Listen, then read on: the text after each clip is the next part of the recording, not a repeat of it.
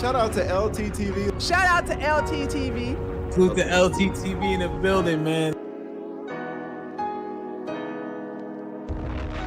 Shout out to brother LTTV. Shout out to LTTV. Nobody's LT, and I'm certainly not implying that.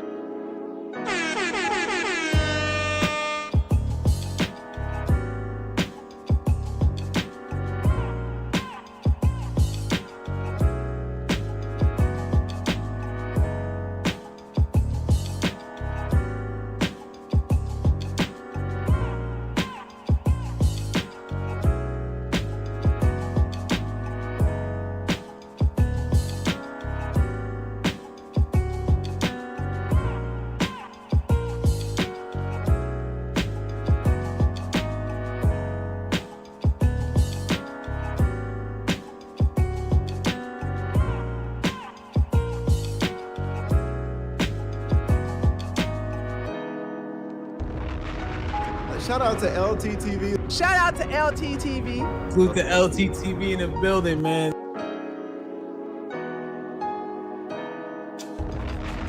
Shout out to brother LTTV.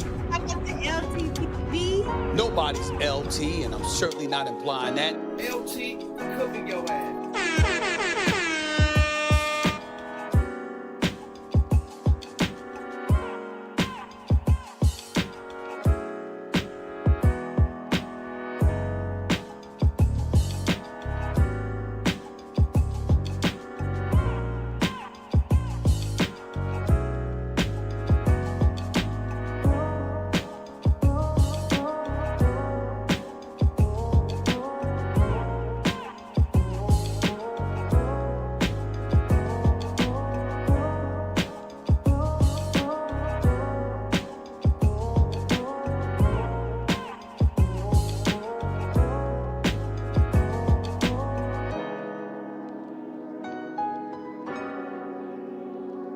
LTTV, whatever his channel name is called. I'm sorry for being the dusty. How about that?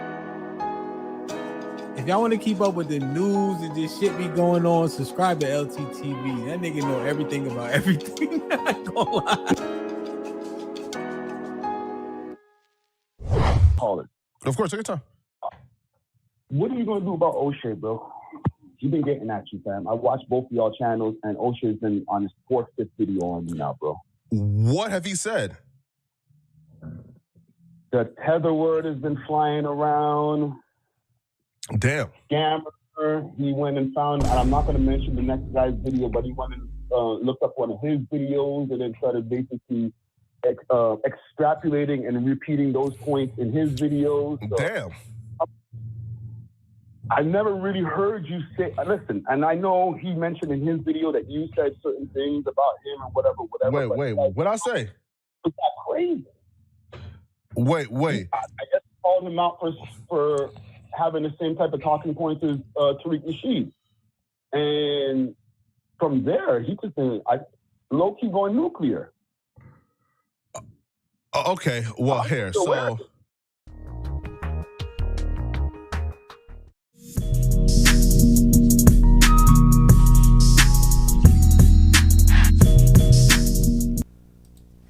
Yeah, LTTV, Blunt Talk with LT, back at it with another video. All right, let's get right into this one. Okay, so I don't know why Flakko's playing oblivious here.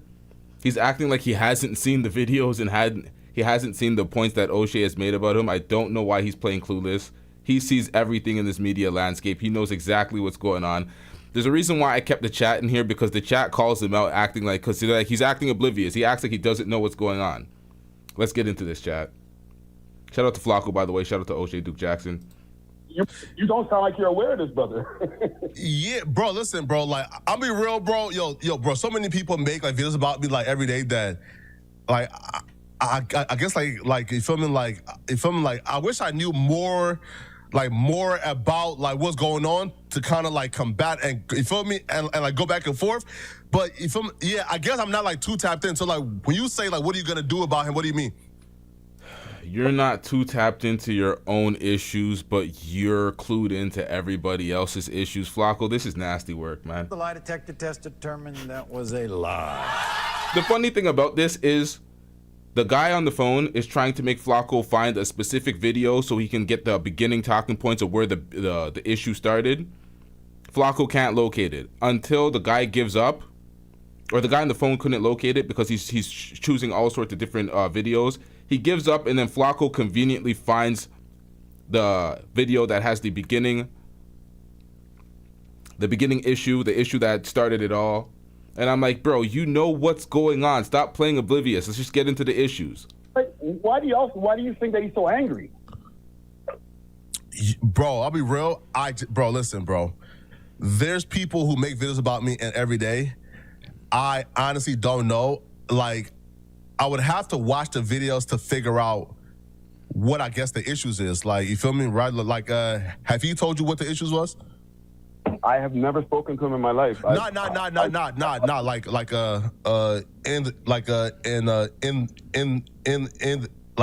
the actual video. Like, have he said like what the issue was? Because I haven't seen it. It's just based off of the one time that you called him out, and it's become about 5 videos. I feel like I'm snitching. How? But Bro said he's snitching. This is public. I'm surprised you didn't see them. And when? Wait though. And when have I called him out?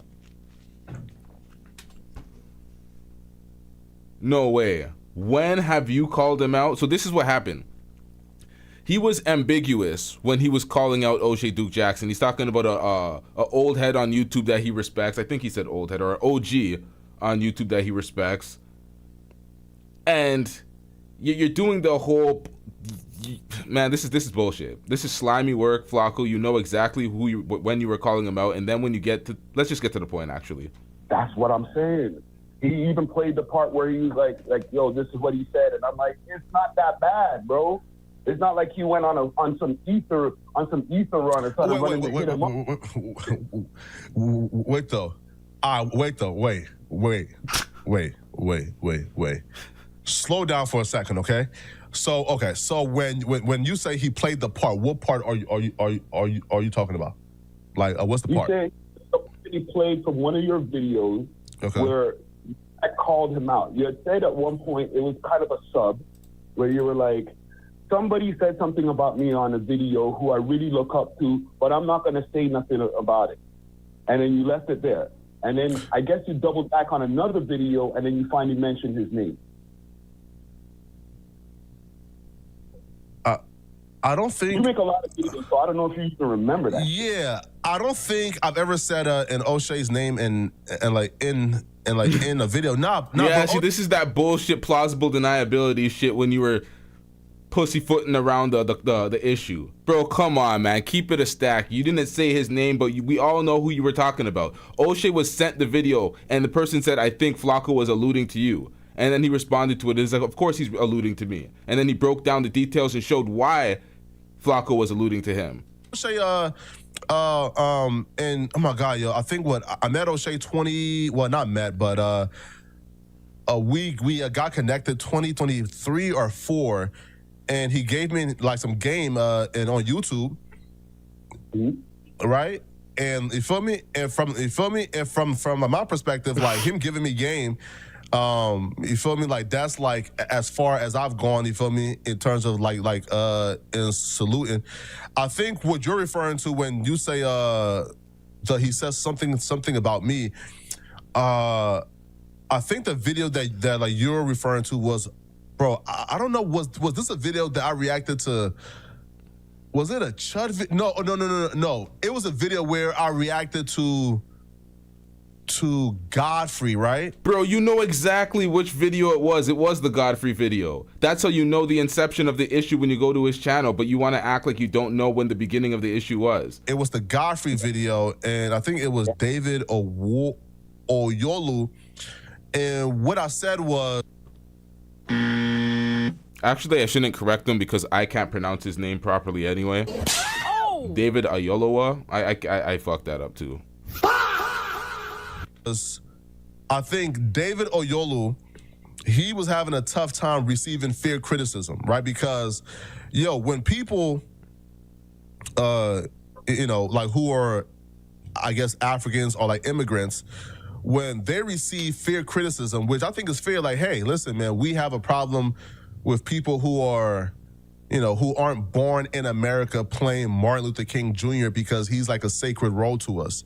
I felt like that was a fair critique, and like I felt like he didn't receive that critique because from his perspective, he felt like it was coming from like Tariq Nasheed and people who support Tariq Nasheed. And then I think I sidetracked and said, now, if y'all want to know the real perpetrator of all the fuckery going on, it's Tariq Nasheed. All these side beefs that y'all are seeing right now in this space are caused by Tariq Nasheed, his FBA cult of weirdos online. Just running around causing fuckery, calling folks tethers, trying to act like they're gatekeepers to any type of success in the media space when they're just a faceless idiot in the chat. So it's like, this is the problem. It's the FBA shit. I think that week Oshay dropped a video, and when Oshay dropped the video that week, I think he dropped that video, and on me, he dropped that video on me, and where I talked about how me and Tariq was cool, and then I stopped being cool with Tariq, right? Like, and once Tariq starts saying things like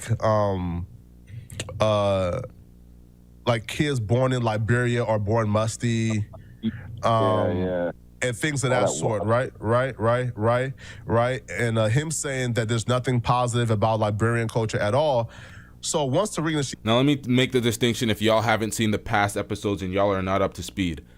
When we talk about FBA, we're not talking about African Americans, we're not talking about Black Americans, we are not talking about any of that. We're talking about a specific group, online xenophobic cult created by Tariq Nasheed, trying to rebrand things, doing some epic trannyisms that we're not signing up for.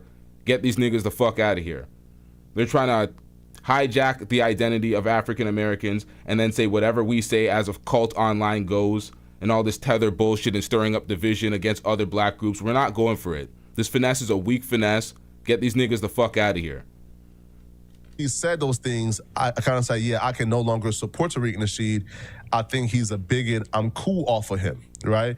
And I think Oshay, which is somebody who, and I respected, and he did like a reaction to that, and essentially said that Tariq Nasheed is above critique, that nobody should like criticize. The fuck happened to the audio? In which I just thought was, and he did like a reaction to that, and essentially said that Tariq Nasheed is above critique, that nobody should like criticize, in which I just thought was, something like. Oshay said that Tariq was above critique? He said that shit? What? I don't. Okay, this is, yo, bro, you're doing reactions live. You should pull up the evidence. You should pull up the video, the audio clip, so we can get some perspective. No man is like above critique. So then in my David Owolu video, that's when I said, yo, I was disappointed that Tariq Nasheed would support somebody with these stances. And then I said to Tariq Nasheed, like, call for, I think, the boycott of like, African businesses or things of that sort.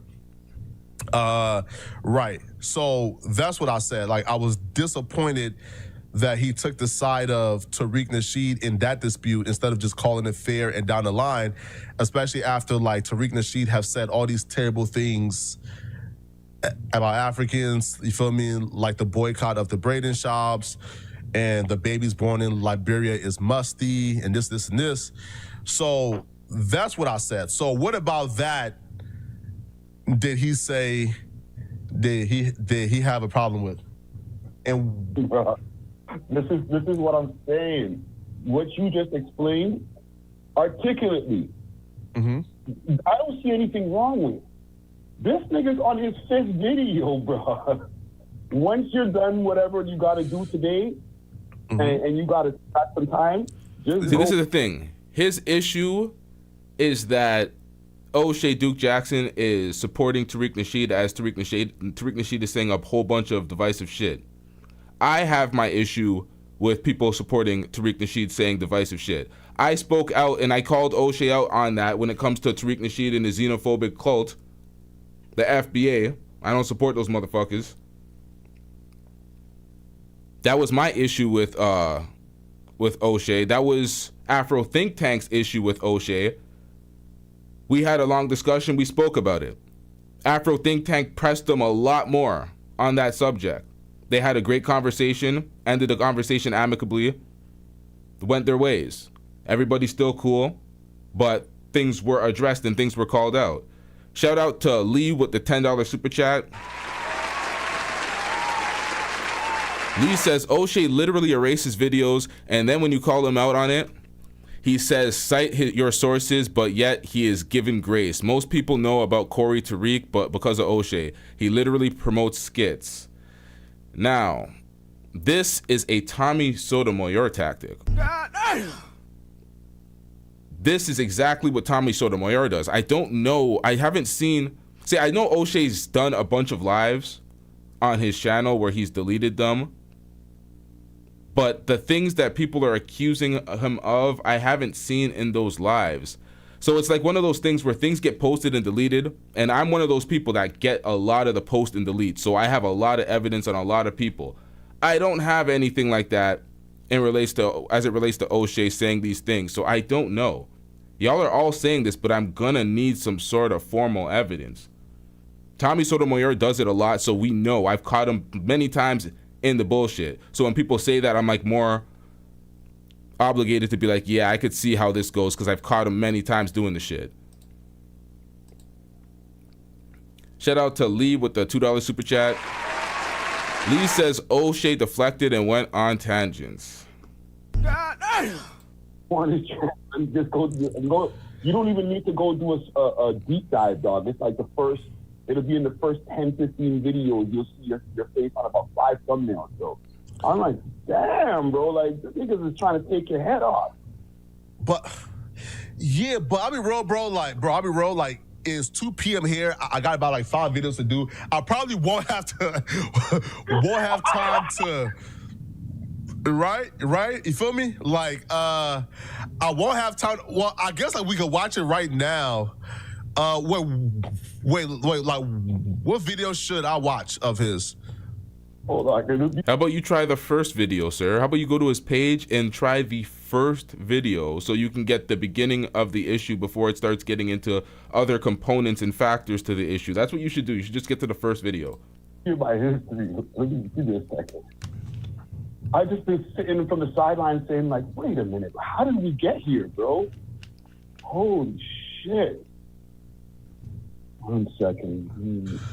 You feel me? Like, what video of his should I watch? Cause, bro, like, you feel me? In fact, here, let me wait. What's Oshay's channel again? Oh my God, Poetik Flakko scamming is worse than we thought.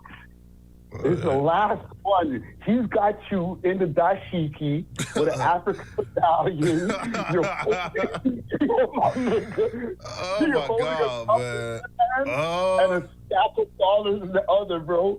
It is crazy. I'm going to send it to you on Twitter. I'm going to DM you on Twitter right now. Oh,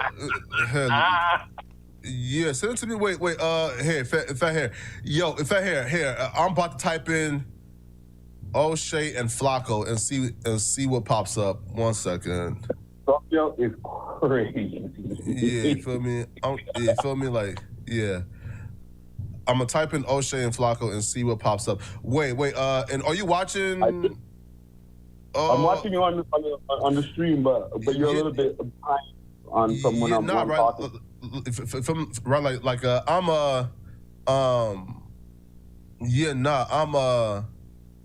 I'm on my computer, so I don't have Twitter. But here. I'm gonna just type in Poetik Flakko and Oshay and see like and what pops up. In 2009. Put in Poetik Flakko with apostrophe S. Scamming is the worst, and you'll see. Nah. So right here. I found like the first video, and then like just send me the Let me see which one am I logging to on my computer. So send it on Instagram. I'm logged into Instagram, so I'm gonna get through this video and then we can see if the other one. So so I'm watching it like now, and so bro's not even subscribed. Y'all notice that? Not even subscribed. And like on stream. So let's see real quick. Jordan Peele released a psychological horror film called Us. And in the film, there was a particular group called the Tethered. They were a group of underground clones who wore matching red jumpsuits. They carried golden scissors. But most okay, let's come on, bro. I need to put this on 1.5 speed. Importantly, they look exactly like the people. You see in the beginning of the video, he was like, "Oh, I was watching such and such channel." Yeah. Here. I'm trying to find. I bet. So like we are watching it right now. Okay. So give me 1 second. Living on the surface, they spend generations forced to mimic the actions of their surface counterparts from underground tunnels in which they're trapped in this movie. And from this, Tariq Nasheed got the inspiration for the word tether to describe a cosplaying group of black immigrants, most notably coming from the African continent and from the Caribbean. The fundamental difference here is that in the movie Us, the tethered have no choice but to mimic the people on the ground. When do he bring me up? Come on, man. Yo, bro, when did he bring me up, bro? I'm trying to get to it as a racial slur. And there are a few people who are unhappy about it. Now, they will say that tether is an actual description of an immigrant who come here to cosplay as a black American. That's what they will say. Now, this is Poetik Flakko. It's important to understand. Now, tether is used as a slur to demean blacks that are not from America, that are not touting the foundational black American bullshit. They're acting like white supremacists when they decided to be like, to renounce their European heritage and claim American, starting the KKK. They're and then calling folks niggers. Trailer park trash. Didn't accomplish shit in his life. Looking at a successful black man, calling him a nigger so he can feel better than him. That is the same as an FBA dweeb that hasn't accomplished anything in their life, looking at a successful black man who's not foundationally black American, calling them a tether so they can feel better about themselves. LT checked him. LT said, It's quite pathetic. If folks are working against the interest of black folks, you can simply call them a coon, like every other person. There is no separation or class difference when you're doing that. It's based on activity and behavior.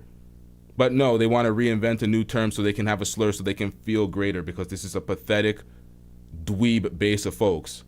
Pathetic cult, man.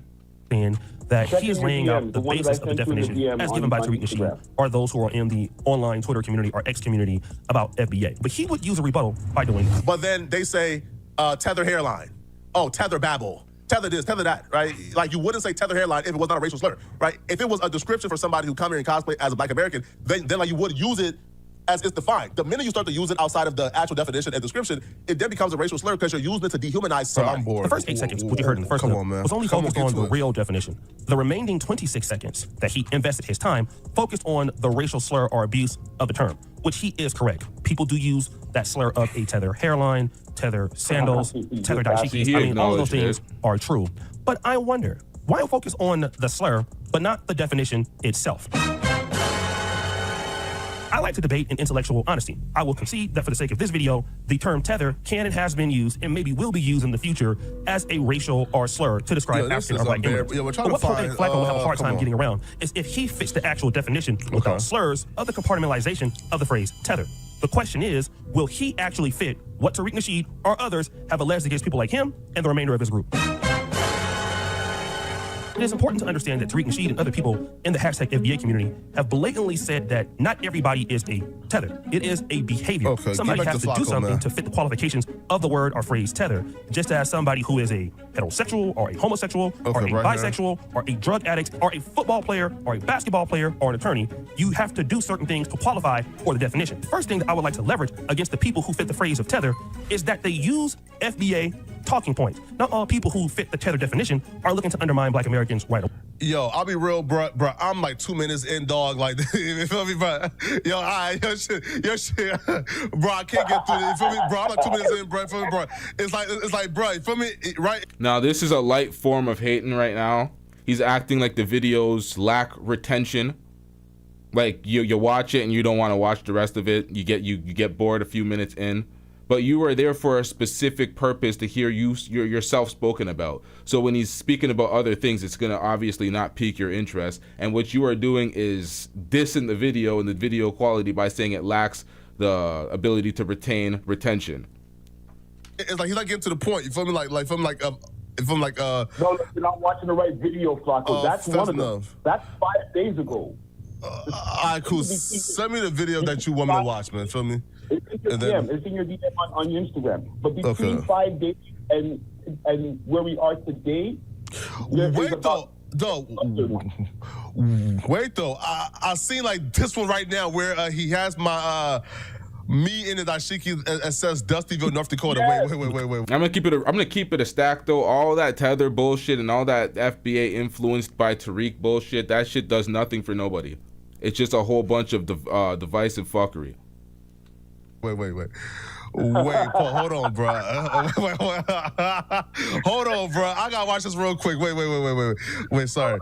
Here, wait. There are certain individuals historically that have been called divisive. Number one, Yvette Carnell. She's always been called divisive with regards to her commentary regarding other groups. After that, we would hear Tariq Nasheed with the same label. In the last 2 to 3 years, with some of my critiques of what's going on in Africa, I've been considered a person that has been called divisive. Get to it, I'm man. not unifying blacks or Africans, and that is the problem, because we all have one oppressor. In fact, Poetik Flakko, can you help me out here? I do believe that a better use of our time will be figuring out how to unite against our oppressor, opposed to figuring out how to tear down each other. Which is true, right? That's right. It's better to figure out a better use of our time to unite against our oppressor instead of figuring out how to tear each other down, right?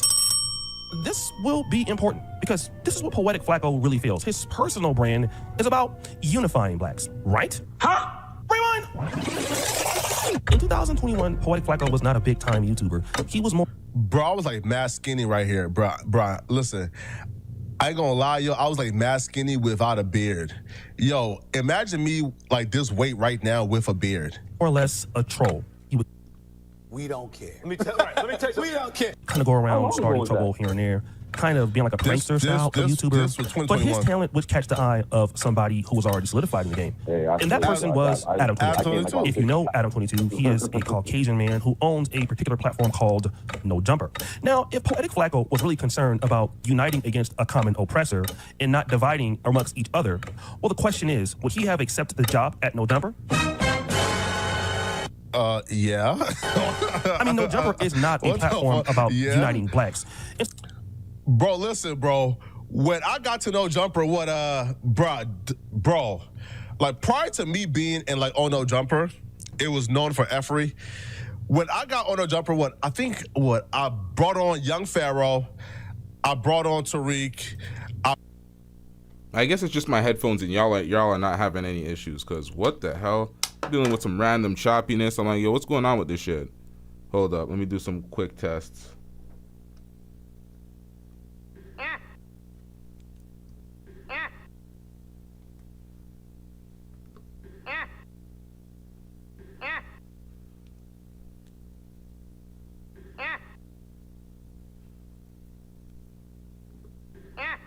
All right. I brought on Ben X, Rizza Islam. Again, say what you want to say about Flakko, bruh. I instilled at least some consciousness into this, bruh. Yo, bro, our live viewers is decreasing while watching this, so we gotta like get through this ASAP. See, this is what I'm talking about. He's shitting on the retention of the video. Like we're dropping live viewers while we're speaking about this. Bro, you chose to speak about it. Own it. Now, Flakko, you damn well know y'all were dusting it up at No Jumper. You had that whole beef with 16 Shot him where he tried to spit on you. You had a whole bunch of dusty back and forth with Lush. He brought on a few people that were more conscious, but that didn't last very long. The No Jumper was always filled with dusty fuckery. Okay, come on. No Jumper does the opposite. No Jumper is a platform that causes way more division, especially amongst gangs and rivals of gangs all the time. I mean, I can remember the young man YBC Dole on No Jumper, and when he was on the show, he happened to say this about his ops. I ain't even gonna lie though. Yeah, that's what you want me to do. You want me to say, I got to say too though. All ops, CCK, LMG, 50. Y'all can hear everything? What the fuck is going on? Hold on, chat. My bad. I have to hit drop sometimes to check the audio. I don't know what's going on with this connectivity. Bluetooth dusting it up. Something always going wrong with OBS. 6th Street, Belmont. Y'all never got back. This behavior occurred a lot on No Jumper. In Poetik Flakko, he was there. He saw it. And did he quit? No. And we all know what ended up happening to YBC Doll after that. He ended up getting murdered. Now, it wasn't because of Adam 22, but it was because of things like this. And Adam 22 gave him a platform. Why would I? Hey, yo, hey, listen, man. Shout out to Duel, bruh. Duel homies like tapped in with me, man. You feel me? Like we cool. So I'm not gonna comment on Duel's death, man. Right? But like you thinking that I'll quit because some street niggas kill each other is crazy. Platform to do exactly what we heard just now. And that's important because Adam 22 has also been accused of. I don't care how much you dress like us. I don't care how much you talk like us. I don't care how much you emulate our culture. When you sign up for that job application, you put your race down, you do not put black or African American. So you could never be us. This ain't following you around the store. This ain't clutching their purses when you walk by. This ain't passing you up for job opportunities. You're not dealing with none of that. What? What kind of dumb shit was that? Bro, if you don't get that bullshit out of my face, bitch, do you think these motherfuckers can distinguish which one is which? You think when Flakko's walking around, people can tell that he's Liberian, not just a regular African American? If he never said that, I would have thought he was African American, like everybody else in America. Like nobody's looking at these folks and being able to distinguish who is who. Like you're getting treated with racism and he's walking around like a jolly old white dude. What are we doing out here? Person, Callie the _1. Yo, Flakko. Wait. Yo, like, Carly is actually like my homie, you feel me? And like, 1,000.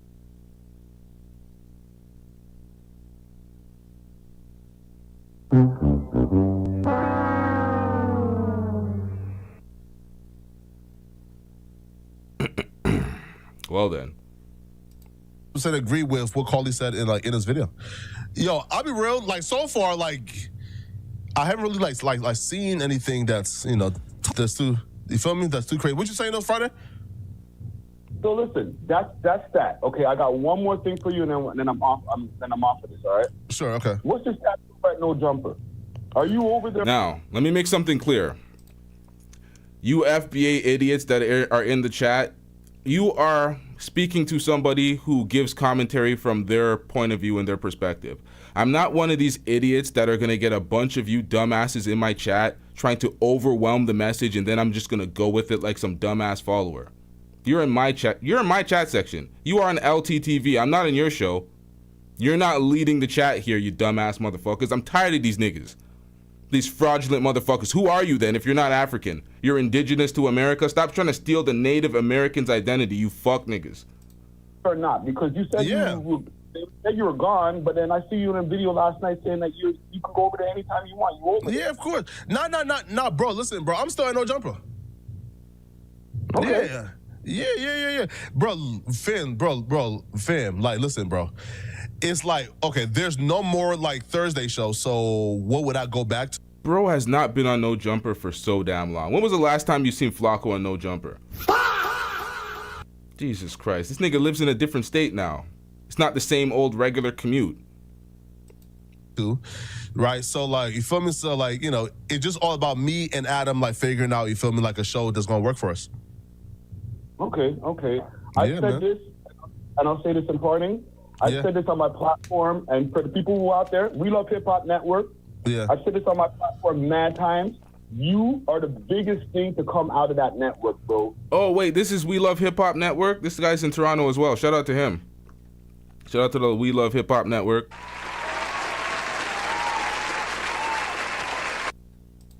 You have been able to Trump basically over like 10x what you've been doing over there by yourself. And to me, bro, you have made them even more relevant with your growth, man. So salute to you, bro. Yeah, it's facts. See, this is the thing. It's not a super chat, but this is absolute facts.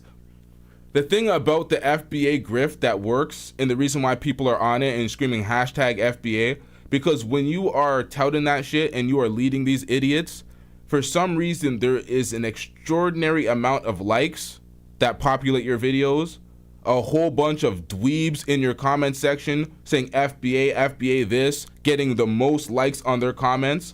So people actually think that they're getting some sort of wave or momentum leading these pussies. So they fall for it.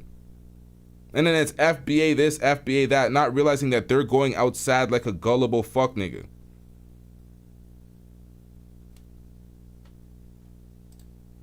Man. No, seriously, bro. Because a lot of people, bro, when you first got there, they were getting on you crazy. The chat, people over there, other co-hosts and stuff like that. And you got idiots like this saying you are totally out of the loop, trying to gaslight me while watching my channel. Nasty bitch. You don't have to be here, but yet you are trying to control the narrative because that's what you dumbasses do. You think I don't see through this shit? I'm entirely too old to be gaslit, manipulated, or fucked with by you dweebs. Miserable ass motherfuckers. While you are miserable. You have 10x any motherfucker that's been over there who's left or who are still in the building, bro. So you need to be able to pick up your chest. You need to be able to accept those flowers because, bro, I don't even want to sound like I'm blazing, but fuck it, bro. You have been able to do that shit, bro. And I'm proud of you, fam. Man, listen, man, that's Love Friday, man. Hey, listen, man. Bro, I think like you were my first international interview, man. Yeah. Right. What? 2023? Something like that.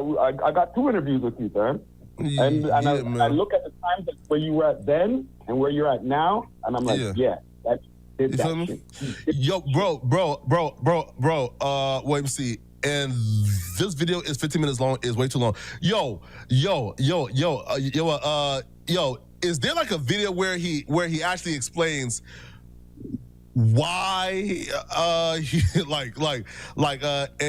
issues with me? Because I can't get through these like 15-minute videos, bro. You feel me? Is there like one video where he actually explains why he's making like nonsense like this? Yeah, but bro, I don't even want your live viewers to go down because you're even trying to look for that, bro. With all due respect to Oshay, because I don't have no problems with them, but you know, show business right now, so you ain't got no time to be looking through all these guys' videos just to try to find one thing. Here. I'm trying to see.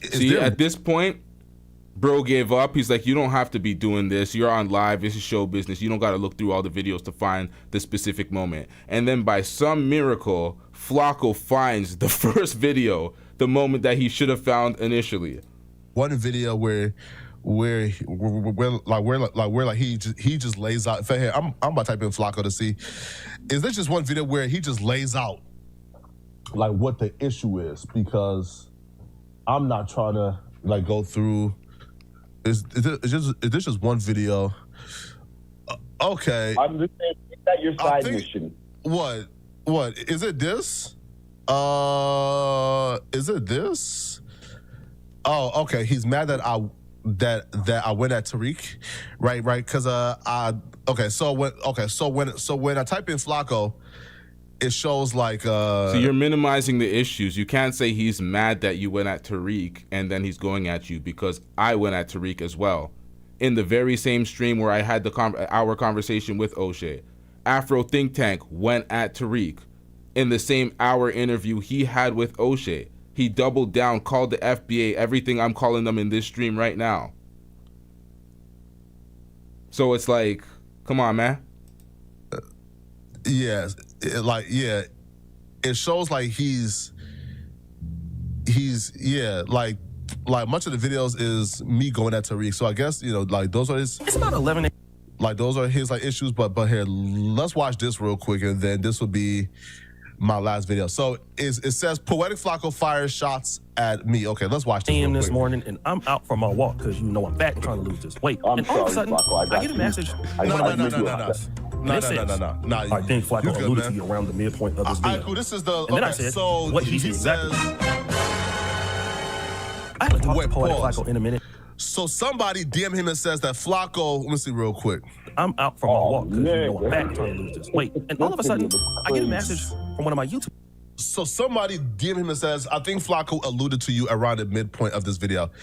Okay, so this is the wrong video then. Okay, cool. So let's just watch this. Hotness. And it says, I think Flakko alluded to you around the midpoint of this video. Let me watch. And then I said, what did he say exactly? I haven't talked talk to Poetik Flakko in a minute. I mean, like, I don't have no problem with him or anything like that. He's a nice guy. I think he's an elite commentator in what he's doing. So we would not really have any problems. And to be honest, this video that he did was actually very, very good. It was called Godfrey Loses All of His Fans After Betraying Black Americans in New Pop. I thought it was a fair video. A real bigotry is saying that an entire group of people shouldn't be able to make a living and feed their families and start a business, and they want those businesses shut down because they belong to an immigrant group. That's real bigotry. That's wrong. Real bigotry, not a Drewski skin, is creating a racial slur for an entire group of people and then spamming that racial slur. I mean, I'm cooking, right? You were not lying at that point. Oh, Bro, somebody said, hearing bigotry allegations. Hey, Flakko, shut the fuck up during the reaction. You got the audio playing. Pause the video so we can hear both of y'all. If you talking while Oshay talking, we ain't hearing nothing, bruh. Trying to make here is that there is a difference between criticism and bigotry. Guys, and I'll get through people this who are video using the and term that's like it, okay? tether. Some of And the people then, we'll get in to the hip-hop. hashtag FBA community on X use that term, but he accuses somebody of just wanting businesses shut down simply because they belong to an immigrant group. So I was like, that can't be me, right? And then, yo, there was somebody, and this is like an OG on YouTube, bruh. Now, again, I'll never diss this person. I'll never. Wait. Huh? And he said what? X used that term, but he accuses somebody of just wanting businesses shut down simply because they belong to an immigrant group. So I was like, that can't be me, right? This is design. Bro, Oshay knew that wasn't him. Like, he knew I was talking about Tariq. See, this is what I don't respect, though. See, I don't respect this. So, bro said this is what I don't respect. He does not respect this. Like, he's interjected and making this about him, dishonestly knowing it was not about him, knowing that it was about Tariq. Come on. And then, there was somebody, and this is like an OG on YouTube, bruh. Now, again, I'll never diss this person. I'll never disrespect this person. Like, I'll never say nothing bad about this person because this person really helped me out. They hopped on the phone with me, gave me a free consultation, walked me through how. Right here, you're speaking about Oshay. How is this about Tariq? It's about Tariq saying and doing certain things with this dumbass FBA cult. And then it's Oshay supporting the FBA cult and Tariq Nasheed. So you are mad that Oshay is supporting the dumbass message from Tariq Nasheed. So you're ultimately disappointed with Oshay and mad at Oshay. That's what's going on, chat. So if that's what you're confused about, this is what's going on. Tariq Nasheed, divisive rhetoric, calling for boycotts of immigrant groups, get them out of business. He is putting that message on Oshay because Oshay supports Tariq Nasheed. Right now, he's denying saying that because he's saying, no, I'm calling out Tariq Nasheed. But you are ultimately disappointed at Oshay. This is what this speech is about because he's supporting Tariq Nasheed.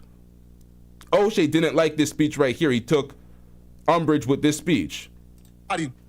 And this is like an OG on YouTube, bruh. Now, again, I'll never diss this person. I'll never disrespect this person. Like, I'll never say nothing bad about this person because this person really helped me out. They hopped on the phone with me, gave me a free consultation, walked me through how to build This was Oshay.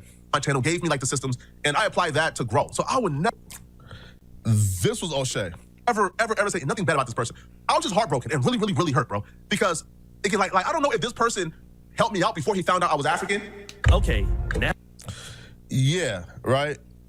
Again, if he helped me out before he found out, after I saw his video and talking about Tariq, but where he says that I said that he wants African businesses like closed down, like that's nonsense. You feel me? Like I never said he said that. That's crazy. It's true. You never said that he said that, but you were saying that Tariq said that and Oshay is supporting Tariq, so you're disappointed with Oshay's support of Tariq when Tariq is saying that message. Now I know who he's talking about. And he's definitely talking about me. So guys, let me just say this. I don't like to really toot my horn because I've helped a lot of content creators. Many you know, a lot of folks you don't know about. But Poetik Flakko was probably the latest one, that I kind of gave a strategy to, which is what he used to kind of blow up. He's a better commentator and a better content creator than me now. And that is absolutely the truth. And I'm very proud of his work ethic. I never act. Like I said it on my other stream, I'm like, what Oshay can fall victim to, if he's not careful, is if he is repeating all these FBA cult talking points and he follows along with Tariq Nasheed and becomes divisive with his rhetoric and his commentary amongst other black groups, he can be looked at as somebody that's tearing down black people the same way somebody like Anton Daniels is tearing down black people. Anton Daniels' tearing down of black people is more local to America, but this is more of a global issue where Oshay is calling out Africans and Caribbeans and everything like that. If people frame it and they see it as if you're being divisive and you're calling out all these people, they don't care about the groundwork that you've done in helping and putting on certain black people, because Anton Daniels has done the same thing. He's helped out so many different people, set them up to be coons like him. He set them up to be sellouts, but he ultimately helped black people sell out. Brother, Yo, Anton is filthy work, man. But I'm not saying Oshay's reached that level, but I said that in my last stream right before I spoke to him for about an hour. I'm like, you can fall into that. You don't want it to be framed that way. This is why at this point, that's what that conversation with me and him where it was about. The conversation with Afro Think Tank and Oshay was about. We're pretty much trying to get this nigga the fuck away from Tariq Nasheed, because if you continuously support Tariq Nasheed, we can't support that message because it goes directly against our message. Anything from him. I never want to even really mention this or anything like that, but I want to prove to you that he is talking about me. And here's our Instagram DMs. Now I'm not going to go into all of it. Nasty work. Nasty work. So just so you know that this is about me, okay? He says on May 20th, Big Dog Oshay, thanks for the advice a year ago, bro. I'm for sure gearing up to move to Liberia and just do YouTube from there. And this is I'm gonna stop speaking about what I'm speaking about now and get into the actual details of the subject here, because this is important stuff here. But as I spoke to Oshay and I said, the whole FBA shit started with Tariq Nasheed trying to take credit for hip hop and trying to make sales, and then Tariq Nasheed tried to say it was for reparations, to delineate and separate so we can get reparations and these tethers can't leech on for reparations. But CARICOM, the union that represents the Caribbean, already put in their proposal or demands for reparation with the British and the French, and the African Union also put in their own demands and proposals for reparations. Everything's going to be separate. Americans are going to have to go to the American government for reparations. Nobody's getting in on y'all reparations. You don't have to make this big... Shout out to Oshay Duke Jackson with the 1,000 Kenyan shilling. Oshay said, should I call in and give you an exclusive? Yeah, man. Let's get it, fam. Let's call in. Let's get this exclusive going. Okay, so let's kind of get into this idea that I didn't know he was African. So if you see here, he's talking about moving to Liberia, which means that I already knew that he was Liberian. And maybe he forgot that we talked about this on the phone, but I have interviewed many people from Liberia. Let's talk about... Hold up. Before you call in, let me break this down real quick. So like in like 2 minutes, I want to do my breakdown. So let's see if you can confirm everything that I say here, or if you agree with this, because this right here is where he's being dishonest. Correct. Okay. Yeah, but nobody said. Wait, pause, bro. I'm so confused. But nobody said that Oshay hate Africans. Like what is? Nobody said Oshay hates Africans, but that is implicit in your statement by saying, I don't know if he knew I was African because maybe he wouldn't have worked with me. So you're thinking he wouldn't have worked with you if he knew you were African. What does that say about Oshay's like or dislike for Africans? It's basically saying he doesn't like Africans. He's not willing to work with you by even bringing that question up. I talked to her before. On my Kinganda channel, I've interviewed Zawadi M, okay, from Liberia. So this whole idea of that Oshay doesn't work with you if he knows that you're African, it's... But I never said that, you feel me? And that was like an offhanded comment of, man, bro, like, I wonder if he knew I was African, would he have worked with me, right? And that was a reaction to the Tariq video. Asinine, right? And I'm not trying to say that he's...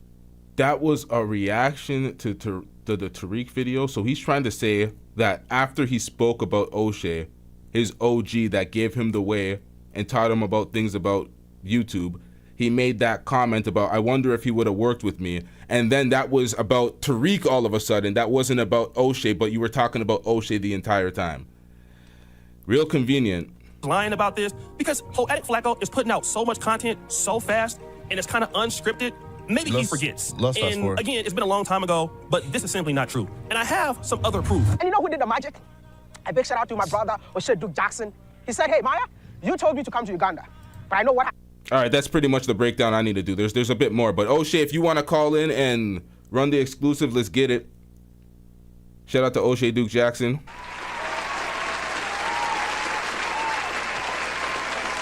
He hasn't called in yet, but shortly he'll call in. Happened to you? I'm telling you that the people of Uganda. Yeah, Oshay help Africa. Like what? Like I could have told you that. But I'm so confused. That's the are way way better than what happened at the airport. So my brother, I'm buying your wife and you a ticket to Uganda. Look at this guy, man. Look at this guy. Oshay Duke Jackson. Let's get back to Flakko, man. I didn't put that information out there. He put it out there. And the reason why I don't feel like I need to take credit for what Poetik Flakko has done is because he's a good brother. I want him to be successful, and he don't owe me anything. He really don't, and I'm proud of the brother. Same thing with William Maya. He said I mentored him to a certain degree, helped him out a little bit, but it was his work ethic. He did it on his own. And yeah, if I could help, I'm glad. But you know what? I'm proud of both of them, okay? And then there's this. I want to give you a job, be the host of the Pan-African Dating Show. And I'm like, what? I think most of you know the Pan-African Dating Show. I start hosting the Pan-African Dating Show. This person says, I want you to leave your place where you are living, so you come to an apartment.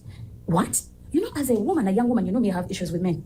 Never received any care from a man. I don't know my father. And I know any person who is a man who shows any care towards me, they just want to sleep with me. That's get back to Flakko, so that's what I thought. She made this video about your boy, and she was basically saying I was a father figure to her. Now, the reason why I'm coming with this many receipts to kind of prove myself is because Poetik Flakko is acting like I wouldn't help him if he was African. When we talked about this on the phone, that he was trying to get to Liberia, I wanted him to help get back to Liberia. We talked about the Ure family, who was prominent in Liberia, who are Americo-Liberian. And then also, you know what the biggest issue is with his statement? I live in Uganda. Yeah. I've brought so many people to Uganda. Jonita on the Kinganda podcast is Ugandan. So many people that I work with are African. I work in...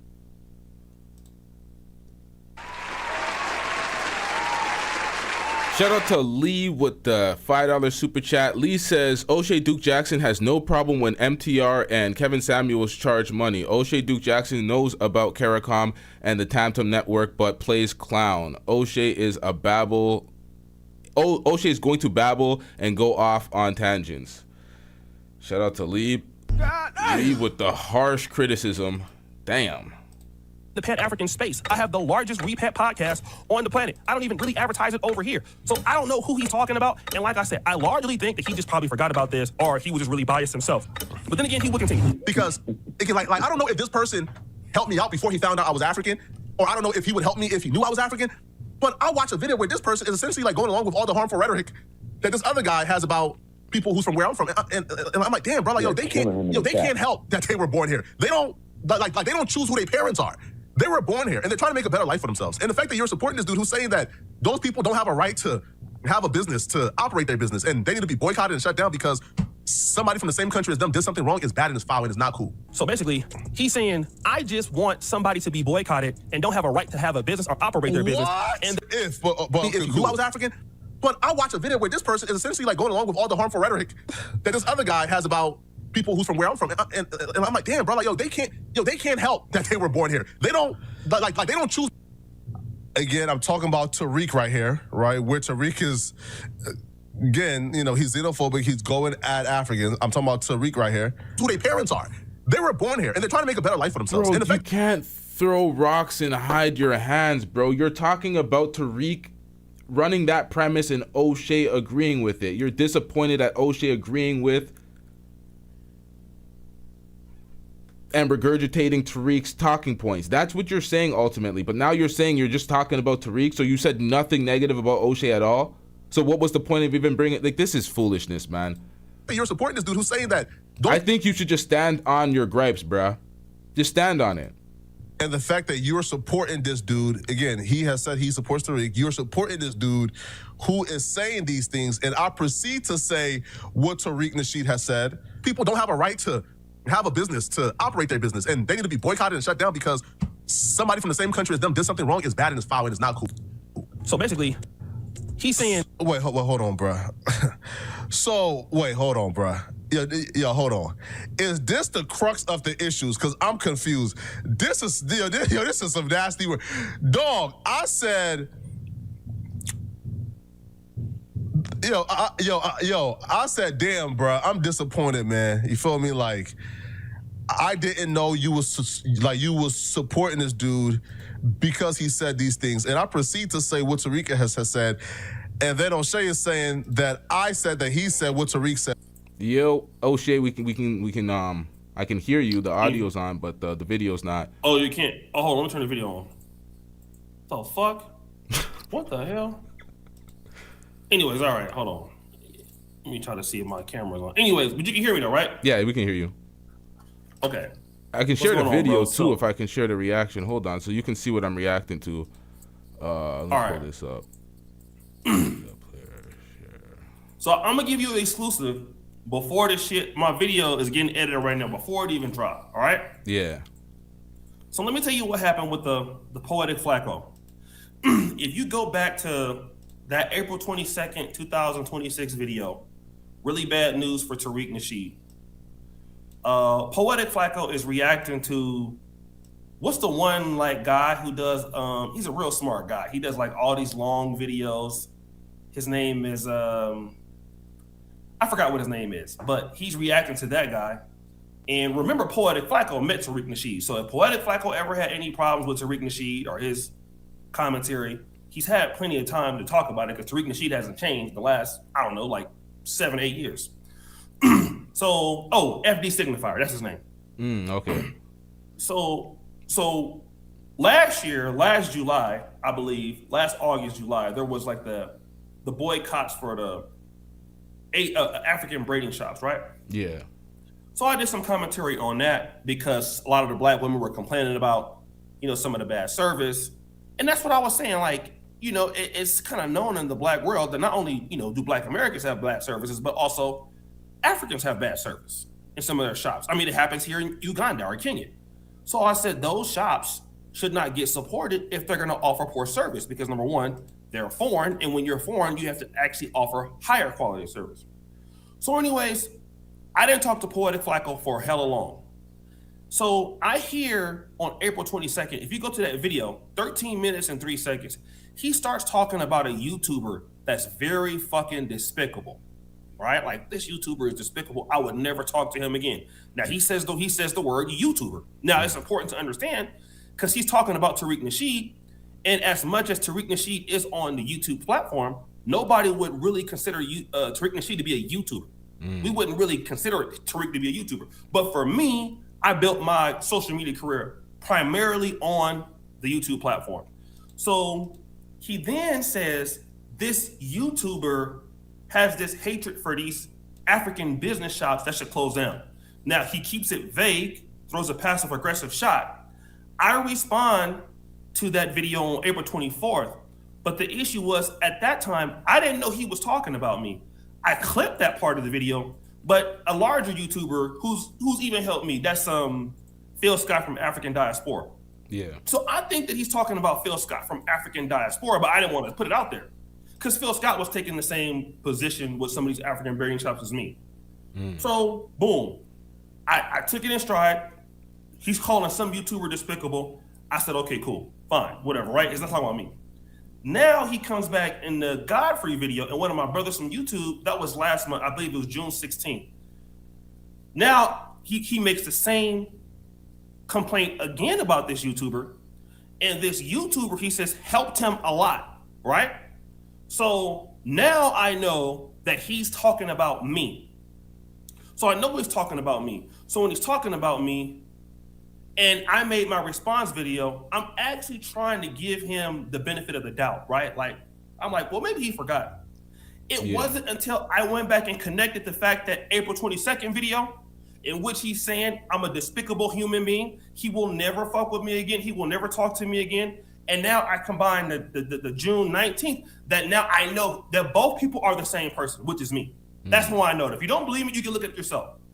So then, I'm on the debate with Afro Think Tank last night, and then I get a call. And when you're on a cell phone, because Afro Think Tank, he's like not the most like internet savvy kind of person. Yeah. So at first we're trying to do the YouTube thing, then we go to StreamYard and all this other stuff. So I get a call, it's from Poetik Flakko. And Poetik Flakko is trying to call me on the show on Instagram, trying to confront me about the things I've been saying. So I'm like, you little fraud ass nigga, I blocked the nigga, right? You know that call that I was about to read. That's like there's like 7 minutes left in this reaction. That call is on the stream. He made that call while on the stream, and he was saying you're ducking the smoke. I was watching the stream and I'm like, you're on another show right now, and he's saying you're ducking the stroke. I'm like, how are you saying you're ducking the smoke when you're on another show live? Like, he could have seen that. He could have just typed in Oshay Duke Jackson and seen you were on live with Afro Think Tank. There was like 800 people watching. I mean, I don't really know if he knew or not, but again, like, Poetik Flakko doesn't want to talk to me about this because it's undeniable. So and he's a liar. So I blocked the nigga because I don't want to fuck with him because I know you lying, right? So I've been holding this on the back end myself because I knew he was gonna come out, and now you're saying, well, I'm not talking about Tariq. He's trying to say I have a personal vendetta against him, and then a lot of other people are saying like I'm jealous or whatever. Respectfully, like Poetik Flakko is a good. I mean, even though he's a fraud ass nigga, he's a fake ass nigga. Poetik Flakko is a good commentator for hip hop. He's a really good YouTube personality. I say as a personality, he may be even better as a personality than me. But respectfully, I have helped and worked with better creators than Poetik Flakko. All right? That if you go to Kevin Samuels, I'm the only YouTuber he made a single video about. I mean, MTR has said it about me. The lead attorney has said it about me. Poetik Flakko himself has said it about me. So there's no black YouTuber that has given the game to other black YouTubers. I'm responsible for billions of views in this sector. No one has impacted black YouTube like me. No one. That's not even me, myself. I'm talking about infrastructure, all that stuff. And I never even brag about this stuff, by the way. So that just lets you know I never charged no money for a course or nothing. There are a lot of niggas in the last decade that's on black YouTube because of Oshay Duke Jackson. So now, I'm saying that to say that there is no way that I could be jealous of Poetik Flakko. It's just not possible. You know, I have my run. I mean, I'm not uploading as many videos as I used to. But the thing about it is, he's trying to act like I have a personal vendetta against me, and it's completely false. My whole thing is, logically, why would you give somebody the game and then be jealous of the results that they obtain after you give them the game? You would only be mad at yourself at that point if you were mad at somebody, because it's like you gave him the game. You gave him all this insights to be good on YouTube. So the jealousy component, I don't understand. I think that he should stand on his issue because he has an issue with Tariq Nasheed and Tariq Nasheed's rhetoric. And because you support Tariq Nasheed, he's having a problem with that, and he doesn't want to like be direct here. And then he acts like you're ducking the smoke and you don't want to talk about it in the end of the stream, so he doesn't have to talk about it at the end. And I'm like, come on, man, just be direct, because I have the same issue. So let me just say this as far as, you know, with Poetik Flakko. And I'm not trying to say that all Africans or migrants are like this, but there is a lot of passive aggressive shots that niggas from Africa take where they on the continent are kind of like, you know, like when they come to the States and shit like that, and they throw rocks and hide their hands and act like they didn't do it. And there's a reason why he was keeping my name subtle. And if he had that issue with the video that I made, he could have contacted me. He reached out to me when he needed some help. Okay, you know what I mean? Yo, Oshay. Why? Okay, I get what you're saying right now. You're 100% right about Flakko, but why does it then have to be Africans in general are this way? No, I'm gonna tell you why. I'm gonna tell you like this. A lot of Africans are more or less passive aggressive than we are. Yeah, I understand that. Doesn't mean it's bad. Yeah, that's what I'm trying to say. So what happens is being like, and they do that so they can have an out, and that's kind of some of the cultures that happens there, right? So what I'm saying is this: with Poetik Flakko doing that, he might not think that that's wrong. That's all I'm saying, because that's how people don't handle conflict directly like we do. That's true. So that's all I'm saying. I'm not trying to say all Africans are like that, but I noticed that is more of a passive aggressive way of doing things, and it gives you an out by not saying it. Because if he calls me out in April, I'm on his ass on April. But he had no real reason to beef with me because I never was disrespectful toward this guy. I didn't start this shit with this nigga. This nigga started this shit with me. Now he's over here high-siding and shit like he didn't do this. So, you know, so he has this new audience, and what's happening is, like, some of my videos are doing okay, but I think the other guy with the point and shoot, so the videos that I've made are, like, so undeniable. He's like, you know, oh, let me just kind of blindside him and call him, which is some fake shit, because you just said you would never fuck with me ever again. I'm a horrible person. Nah, I didn't say that. Like, come on, my nigga. Like, you did say it. And everybody else was trying to say, well, you know, you jealous of him or whatever. And like nigga, like let's be for real. Like, you know what I'm saying? Like, yeah, he on for sure. Yeah. But number one, he's on in a different sector. I'm not a person that covers hip hop. are like trending everyday news like I used to. So I have no reason to want to chase that at this time in my career. Yeah. Like I'm trying to do something. I'm trying to do other different things. There are a lot of dudes that get more views than me right now. That's cool. But don't try to act like you didn't say it. And if you don't believe me, go back and look. That nigga said I'm a despicable human being. Yeah, I gotta find that footage. I didn't see that part. For that, that's like way back when. All you gotta do is go to 13 minutes. Go to the Really Bad News for Tariq. 13 minutes and 3 seconds. He calls out Tariq Nasheed's name, and one of the reasons why he never really wants to call me out by name, I think it's a few reasons. Number one, he's trying to monetize this particular course. So to admit that that information came from me might lead the people to might want to come to me and monetize me, which I don't have a course about that. But the original videos are like in August 2025. If you go to my channel, just play African braid shops, something like that. So, you know, I'm a horrible human being. And again, like if niggas think I'm a horrible human being, I mean, that's cool. But don't try to act like you didn't say it about me. At least the people in the chat, I can see their name. A.D. Banks, Oshay Hayden, Rock. I can fuck with that. Because now I know that what they saying, they standing on. Yeah. Like I can deal with that. Because that person let the lead, whatever his name is. They always hating on me when I come in here. But I can respect that because that's he at least standing on it. Yeah. What I can't respect is a motherfucker that's hating on me, throwing sneak disses on me, and then acting like they don't do it. And I tell you, that happens a lot, more or less amongst, you know, African niggas than it does against Black American niggas. Lee's actually a woman, by the way. Lee, hello, ma'am. How you doing, madam? I'm sorry. I'm sorry, miss. I didn't mean to be disrespectful. You know, I'm already a horrible human being. I don't want to be a double horrible human being. See? You got the timestamp for this video? Because I pulled up the video with FD Signifier. Yeah. I want to hear when he says that. 13 minutes and 3 seconds, and you will hear at that point the nigga says YouTuber. So he can't be talking about Tariq Nasheed. I'll say here right now, you can play it. And this is a release. I can't give you everything, but for tonight's video, play 13 minutes and 3 seconds, and I'm just gonna sit here and drink this coffee. I ain't gonna say nothing else. Just go ahead and play it. You have a great argument for why, man. I ain't trying to talk to these folks, man. Like, for example, bro, I used to really like this YouTuber, bro. I used to really, really, really like this YouTuber, man. But to this day, I'll never speak to him again. I'll never have anything positive to say about him again. Right? Like, bro, we have nothing to discuss. Like this YouTube. Listen, man, Lee, I don't know if you're single, but one of the best relationships I ever had was with somebody who hated my guts, baby. So, hey, it could also be you. You know what I mean?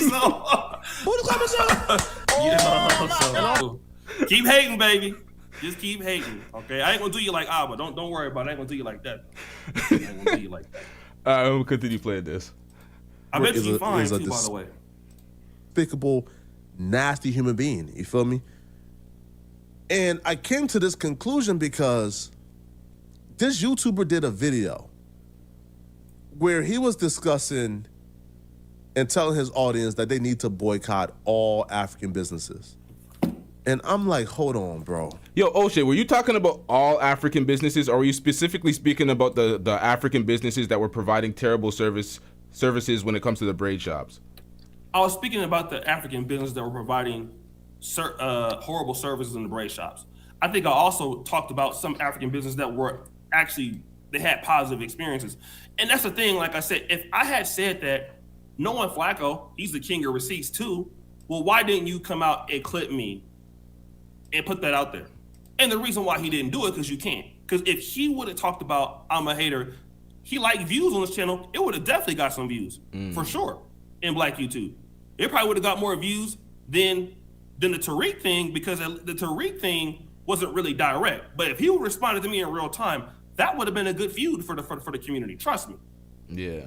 This is why I do reactions too. Because if I'm gonna call somebody out, I'm gonna have the video and the audio of them saying what I said within the context, so I'm not taking it out of context. And then you can actually hold people to their words. So yeah, it's important to actually do that. Yeah, hold on, bro. Watch his dumb ass say what he gonna say. And again, you the only person I'll do this for. So yeah, salute to you, fam. Salute. Now, if you have a bad experience at a few African businesses or at a few African braiding shops, I think it was boycott all African braiding shops. Serious and shit. If you have a Like bad he's got experience church. at one African business, Niggas do stole you the whole even offer. think is logical, is morally I bet intact? you this nigga be really trying to. He be practicing on facial expressions like he really care about this shit.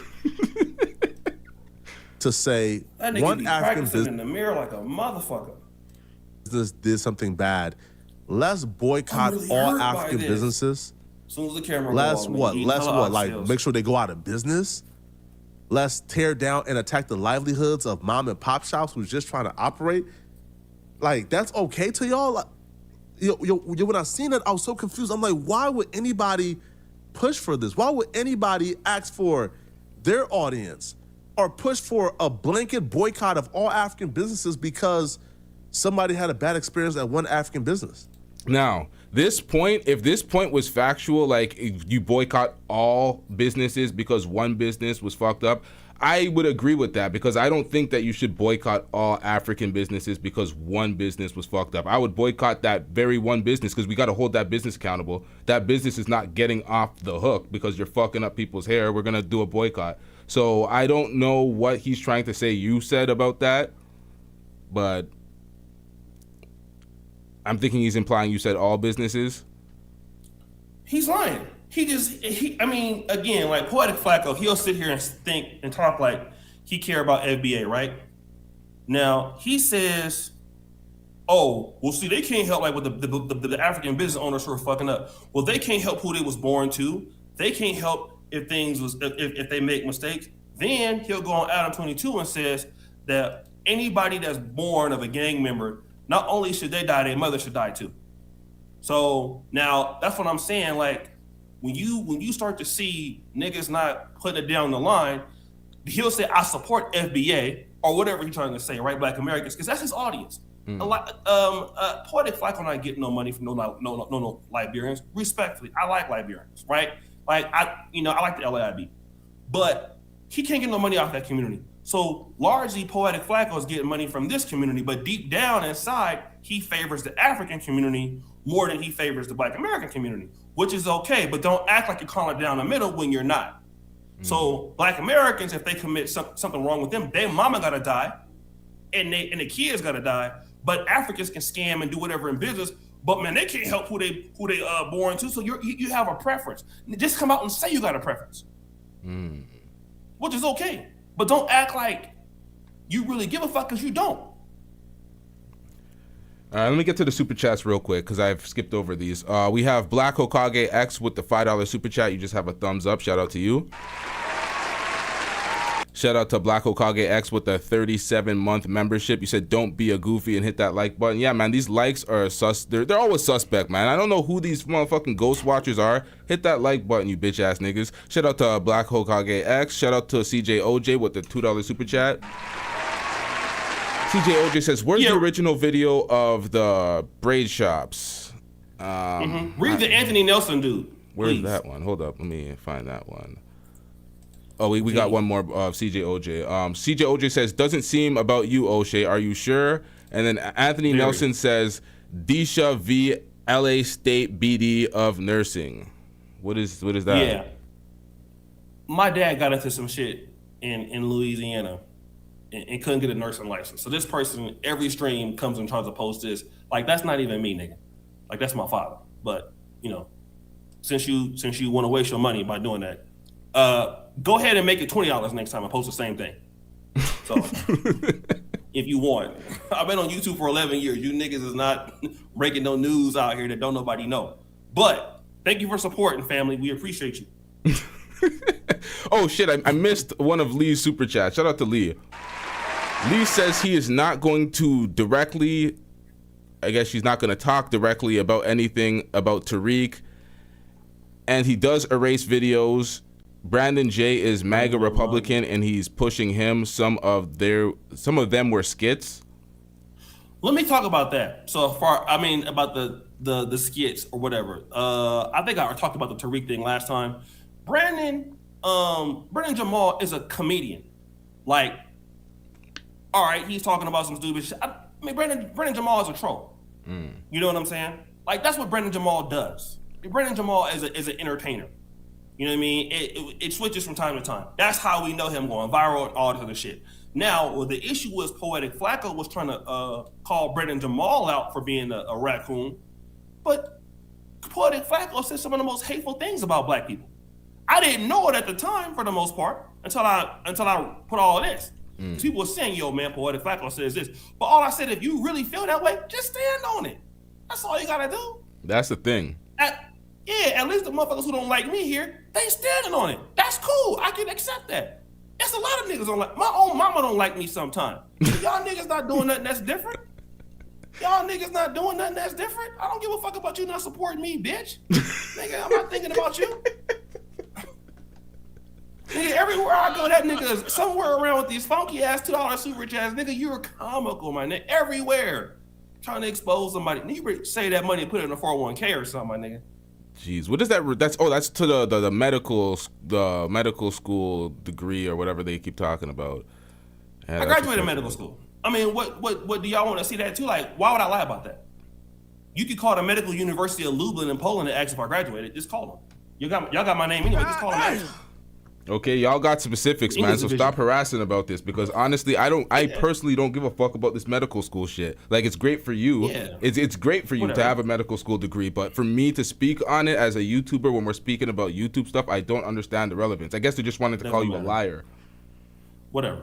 I mean, I'm not selling courses on how to be a medical doctor, am I? I mean, I don't think so. You're not even doing videos as like a medical professional. You're not even being like, framing from a medical professional. Like, you know how the lead attorney will be like, lawyer reacts or attorney reacts, which he has the right to because he's an attorney. But like, yeah. So I don't understand that.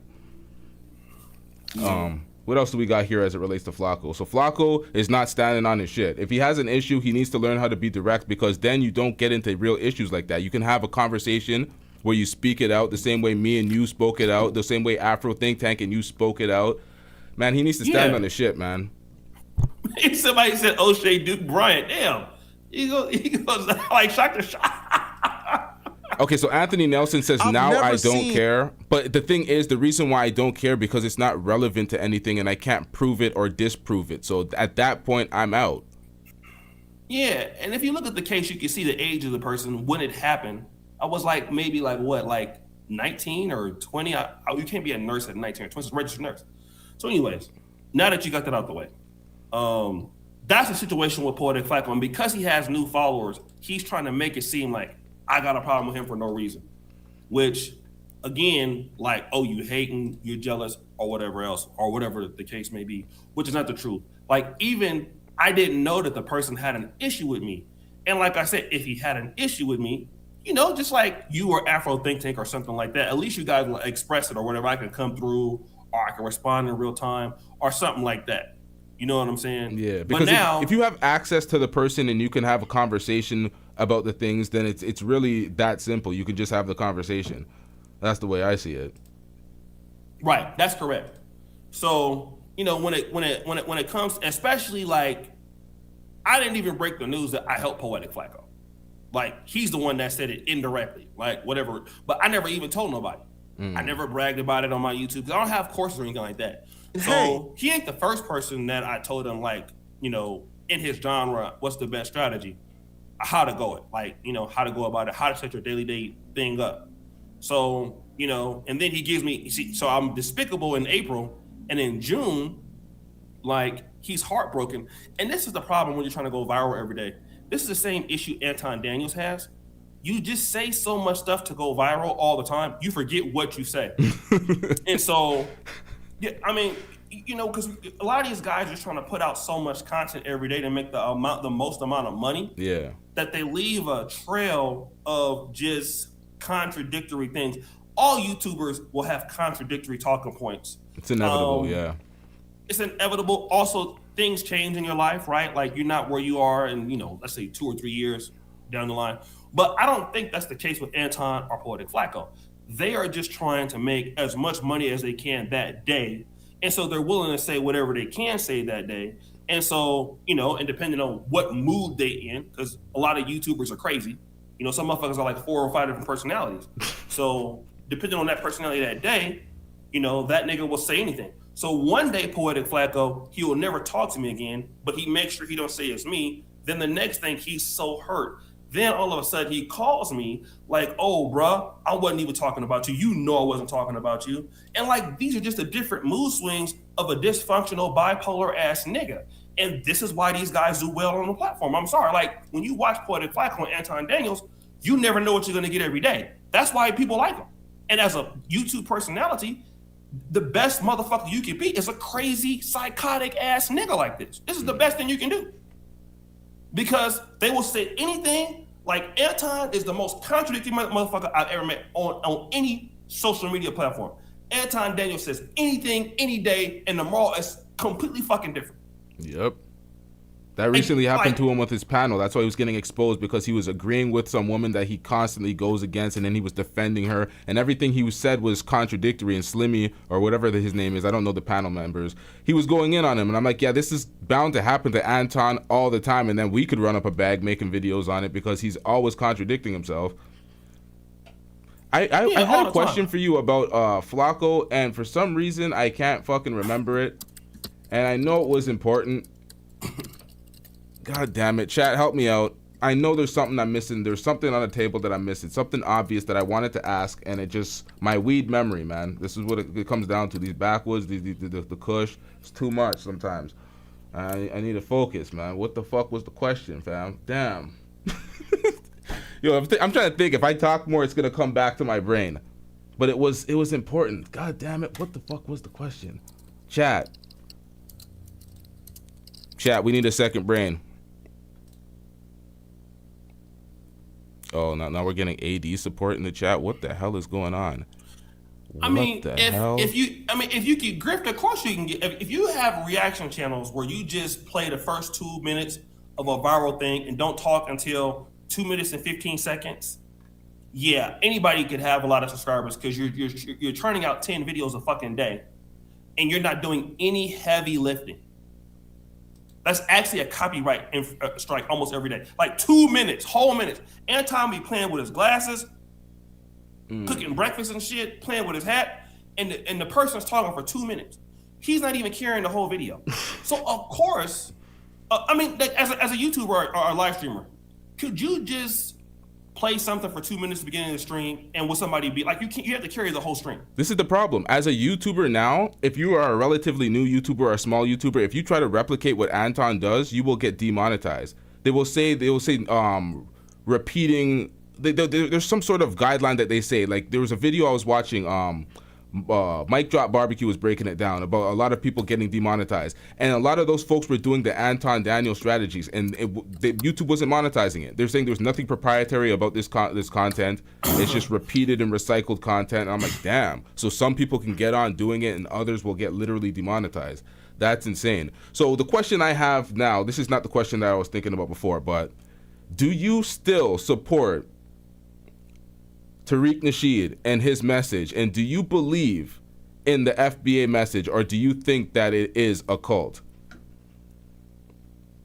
I think, first of all, I believe that what hashtag FBA or FBA people are saying, it's a lot of truth to it.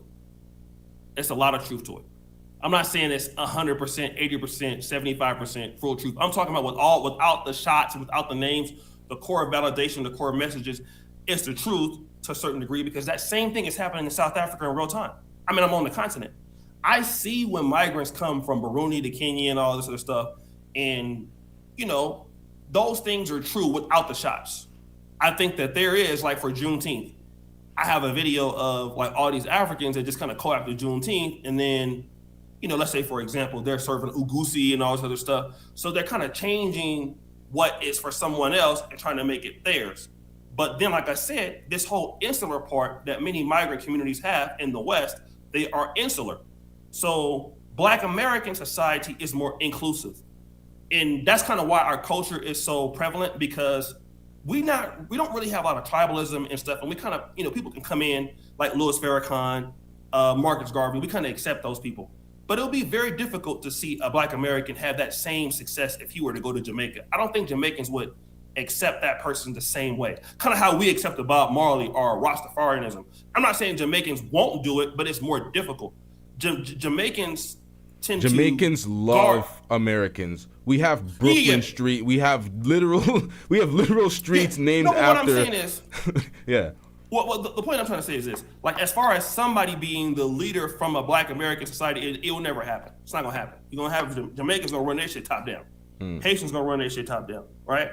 So the issue is like Black Americans have a higher expectations, and now I'm seeing South Africans have a higher expectations. But I don't really understand that, because the first Black president was Barack Obama, who was Kenyan, and folks weren't speaking like this when Barack Obama was running for president. It was, my president is Black, my Lambo's red, get the fuck up my face type of shit. It was all that type of energy. Right. It was big boss energy. Everybody celebrating a Black president. Nobody was thinking about he was Kenyan. We got to do something that is Black American. So I'm like, there's a change now in the energy, and a lot of it seems like it's not political. It is not for public figure, or not public figures, political figures. It's more about gatekeeping messages on YouTube or TikTok or whatever social media. When I look at a lot of what is going on with the FBA movement, there's a lot of folks coming at folks that are literally not African American, like the Flakkos who's Liberian, or academics who's Jamaican, or me who's Canadian, Jamaican, Guyanese, too many things to say. But they're coming at folks and they're like, you don't belong here. You shouldn't be speaking about North American things, although you're born in North America and you reside within the communities. I don't agree with that. I don't agree with that. There's definitely a lot of extremism. Because I'm looking at the movement too, because I'm like, they're talking about immigrants, and it's always focused on Black immigrants. It's like the FBA movement is following what we're seeing out of the political structure from the Republicans, the Trump Republicans, the America First. But the America First means that with the FBA movement, Black people in America are choosing America over being Black. So it's fuck everybody that's Black. It's America First in a country that we always hear Black Americans complaining about how racist it is, how they're constantly marginalized. And now we as other Blacks are looking at Black Americans that are part of the FBA like, you niggas is crazy. You're American before you're Black. It's fuck all of us. You're interrogating immigrants that are Black instead of looking at white immigrants, Asian immigrants, brown immigrants. What happened to the Black family all of a sudden? And it's like they're kind of gatekeeping success. If somebody is not African American and they have a level of success, it comes with a level of disdain. Why is that met with a level of disdain?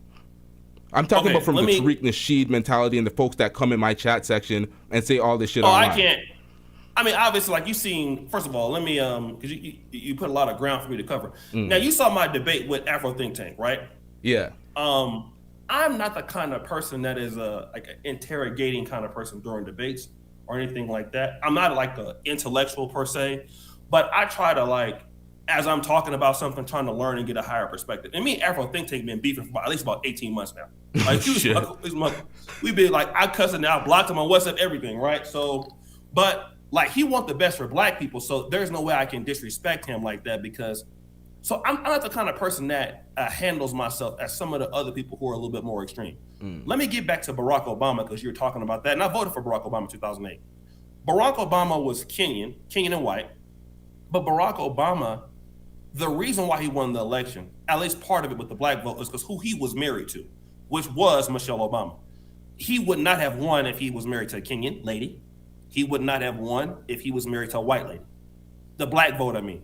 Because Michelle Obama is what legitimized him in the Black community. So we must understand that. So because he did that move, we were able to say, okay, since you married one of us, we accept you. And then look at some of the things Barack Obama did. He would go to the Black church. He would sing Amazing Grace. You know what I mean? So he's identifiable to the Black community. And before that, Michelle Obama, I believe Barack Obama never even dated a Black woman. That was the first Black woman he dated. So, you know, Barack Obama had no real ties to Kenya. His father went to Harvard and came over in the 1950s when the Kenyan airlift experiment.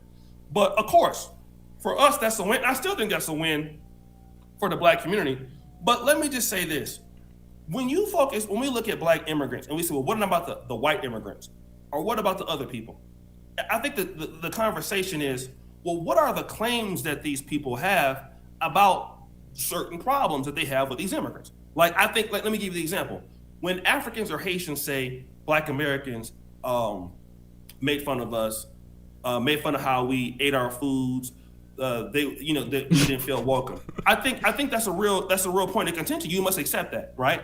That's something that needs to be addressed. You know what this sounds like to me, though? This sounds like to me when I went at the Manosphere and their complaints about Black women, and a lot of them were childhood complaints about bullying and little snide comments that Black women made to them. They carried that trauma, and it usually be like a 1-2 relationship that went bad, and they're on air just bashing Black women for years based on the little trauma they had as kids. So when I hear, that's why I laughed a little bit, because when I hear stuff like that, I'm like, these people have issues when new immigrants come in and there's little turmoil, and they hold that energy forever. It's like, oh, this African said something to me. Like, I don't even remember the dumb shit Africans say to me sometimes when I was younger and stuff. That's just you, right? Yeah. But what I'm saying, that's you, and even me. I got called all kind of names. But that, like, we got to take those points into contention, because if you don't take the little points into the contention, or into if you don't want to answer those, they become bigger issues, right?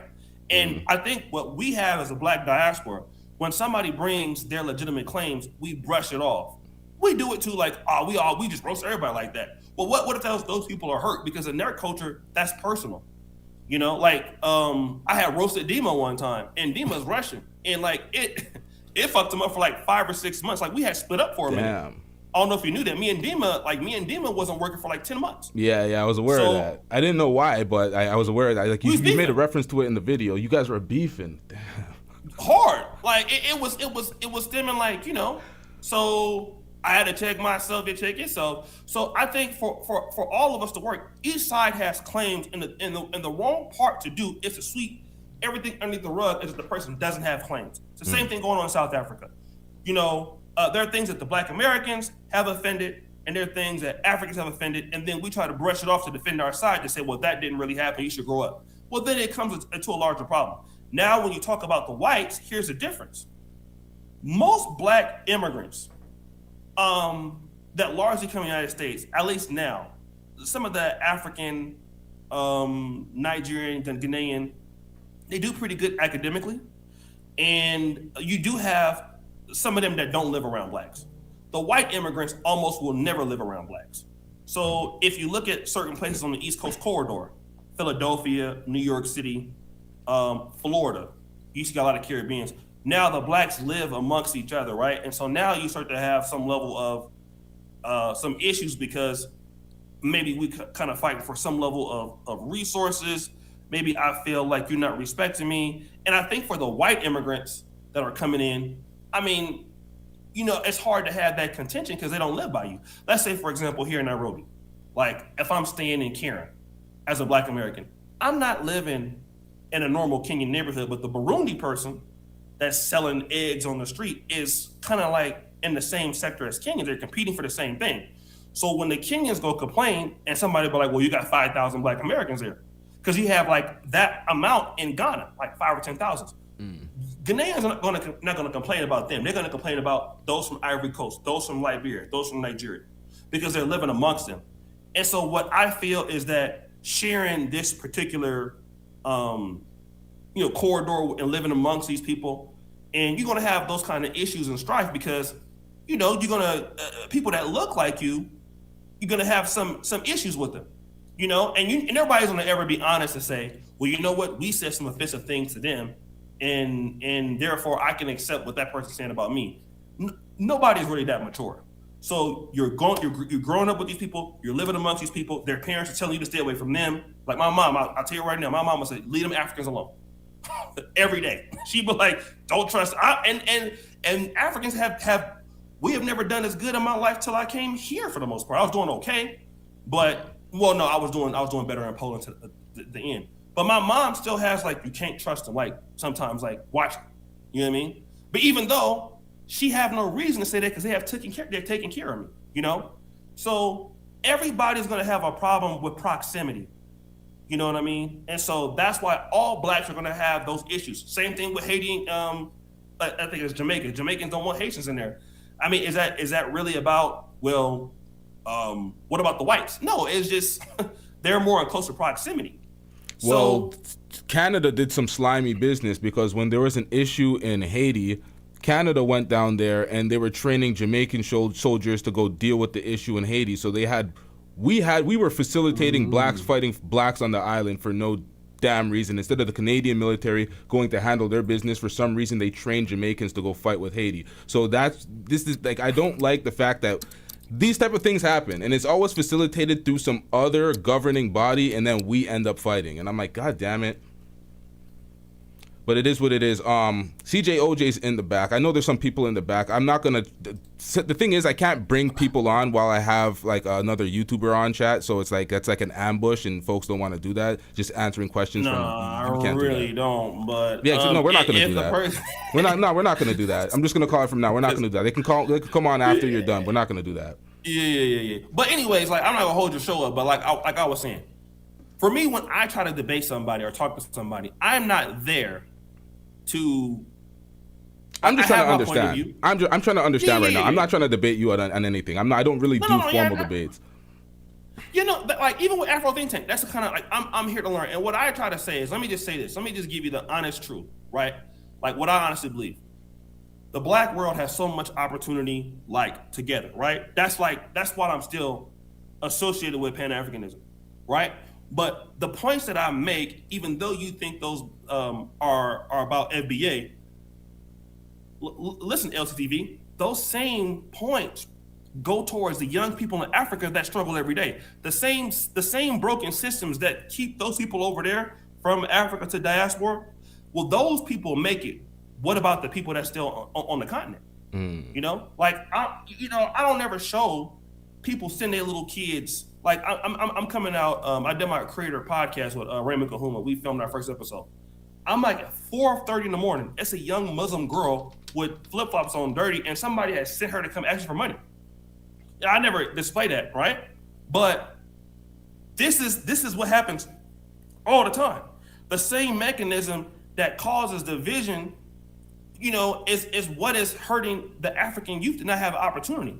Like we talk about African migrants that come to the United States, but God forbid we talk about the ones in Dubai and what happens to them in UAE. Yo, what happens Dubai to them in Qatar. is a very fucked up place with the labor that they're doing in Dubai. It's pretty much slavery in Dubai right now. Nobody's really talking about that.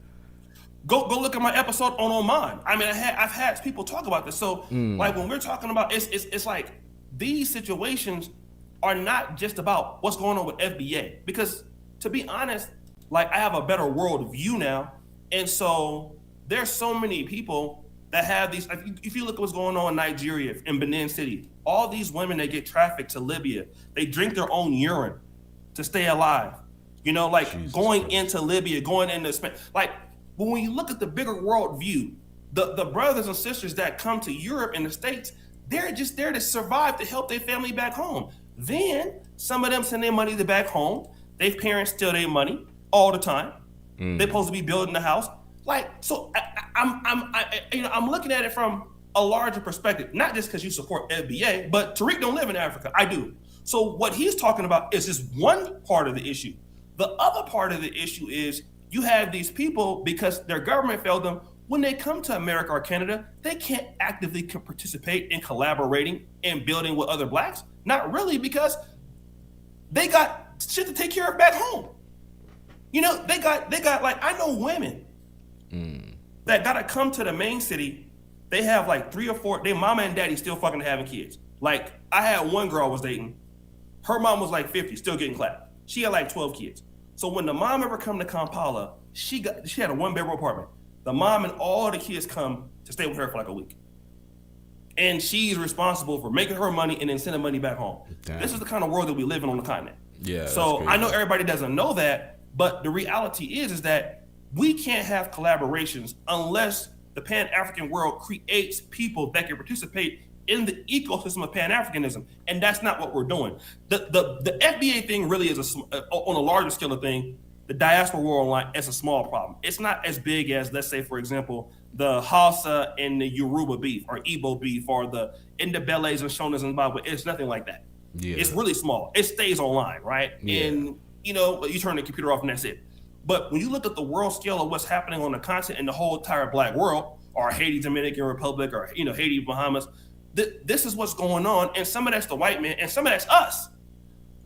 We got a choice to every day to not be corrupt, or to not lie, or not steal.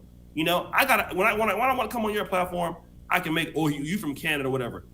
I got a choice to have a good attitude with you. And that's the thing we all can do. And I'm still learning as I'm growing and developing, but we have larger issues, and we can't just say, well, you know what? Let's just focus on the oppressor.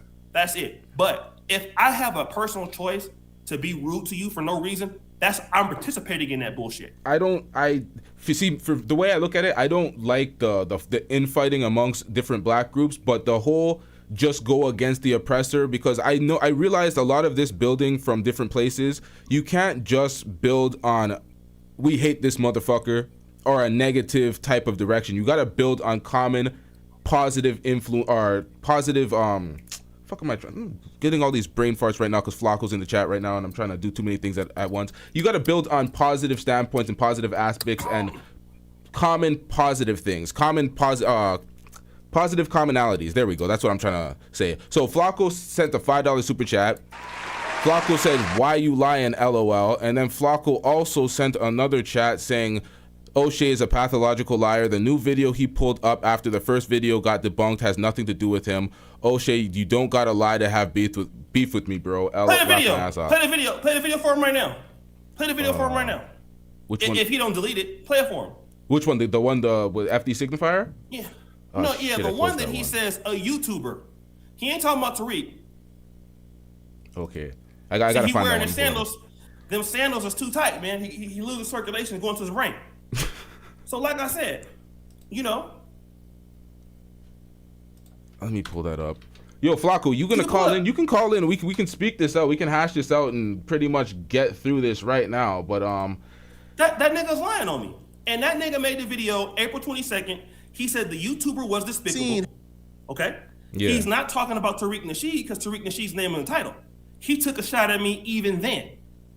Then he comes back in June 19th and takes another shot at me. Again, about the African stuff. So he's lying both times. Let him come up.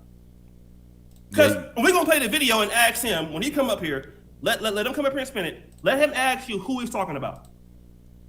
All right, hold up. Let me you can call in right now if you would like, Flakko. I'm playing the video right now. This is the video. It starts at 13:02. Like, for example, bro, I used to really like this. If he ain't talking about Tariq Nasheed, who he talking about? All right, I'm playing it right now. Flakko may call in the back, but we're gonna run this for 2 minutes. Let's go. YouTuber, bro. I used to really, really, really like this YouTuber, man. But to this day, I'll never speak to him again. I'll never have anything positive to say about him again. Right, like, but we have nothing to discuss. Like, this YouTuber is a despicable, nasty human being. You feel me? And I came to this conclusion because this YouTuber did a video where he was discussing and telling his audience that they need to boycott all African businesses. And I'm like, hold on, bro. Now, if you have a bad experience at a few African businesses or at a few African braiding shops, I think it was boycott all African braiding shops. If you have a bad experience at one African business, do you even think is logical, is morally intact to say one African business did something bad? Let's boycott all African businesses. Once you play that, it's undeniable. Let's what? Like, make sure they go out of business? Let's tear down and attack the livelihoods of mom and pop shops who's just trying to operate? Like, that's okay to y'all? Like, when I seen it, I was so confused. I'm like, why would anybody push for this? Why would anybody ask for their audience or push for a blanket boycott of all African businesses because somebody had a bad experience at one African business? I've never seen, hey, this white business owner disrespected black people, let's boycott all white businesses. That doesn't happen. So when I seen content creators and YouTubers and people who I actually like, one dude I actually like, who was pushing to boycott all African businesses, I'm like, hold on, this is hate. Now, this right here is the purest form of xenophobia and racism. And that's when I said, okay, it's gone too far, bro.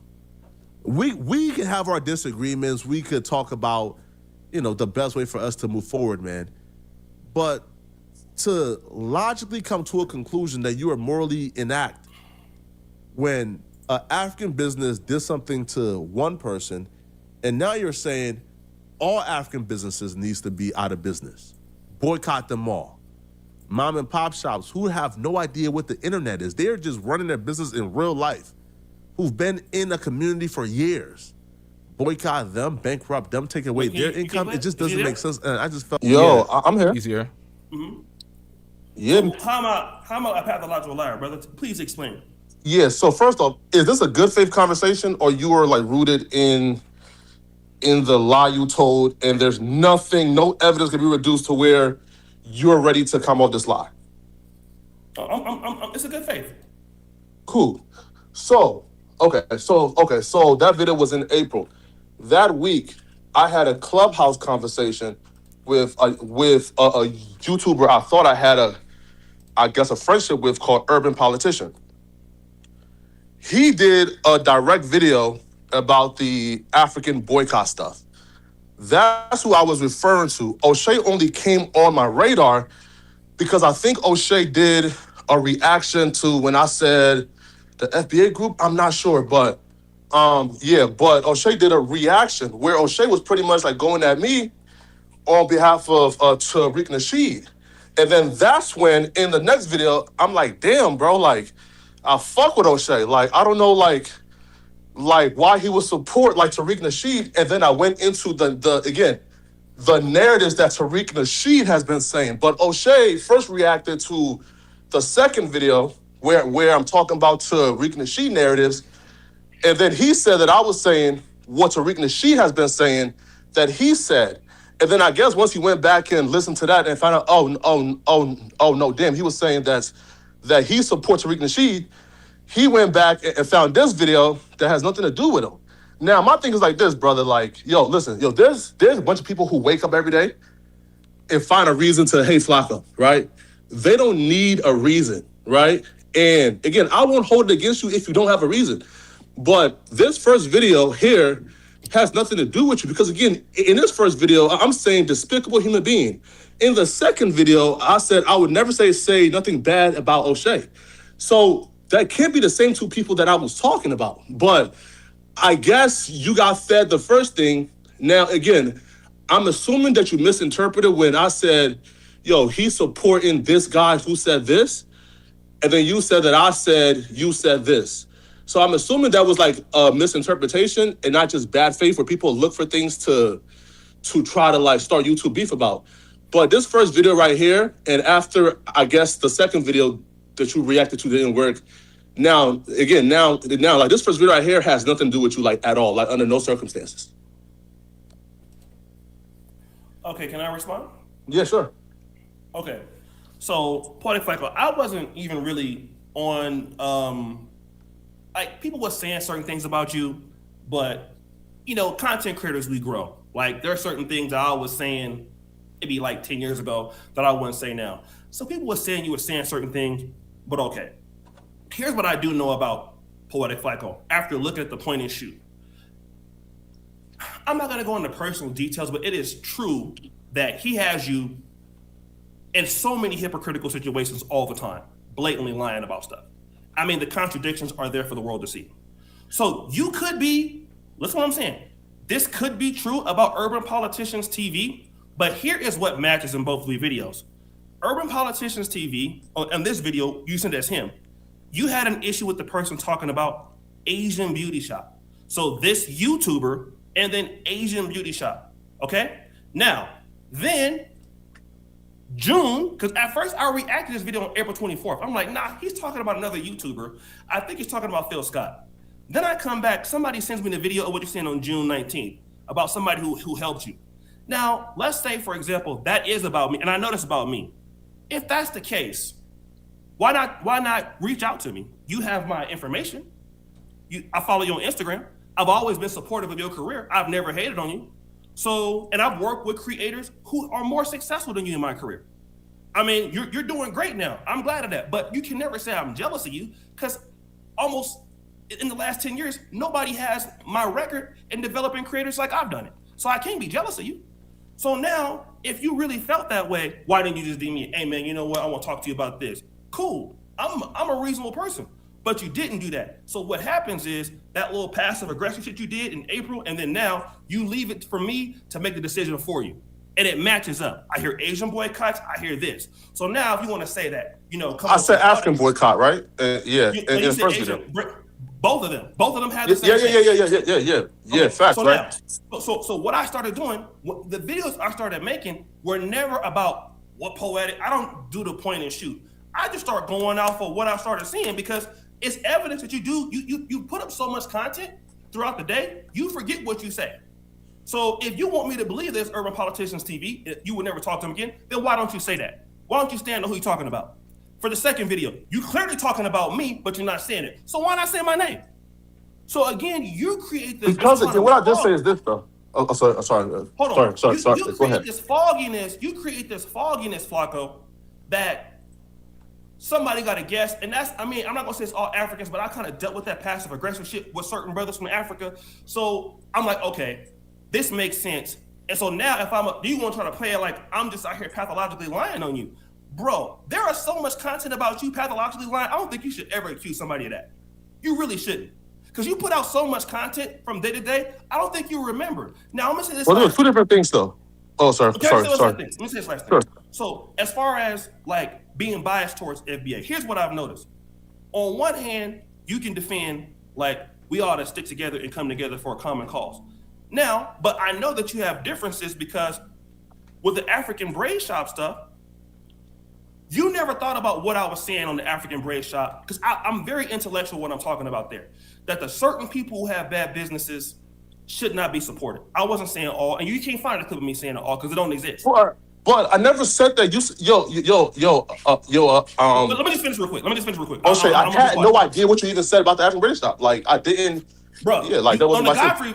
On the Godfrey video, you talked about what I said about. You said Okay. I'm the only person that helped you. Okay, when there I was was nobody else that helped you. Okay, so when Yes, I but I was said you were hold supporting up, somebody. No, Listen. Okay, you play can the clip. Let me say this real quick.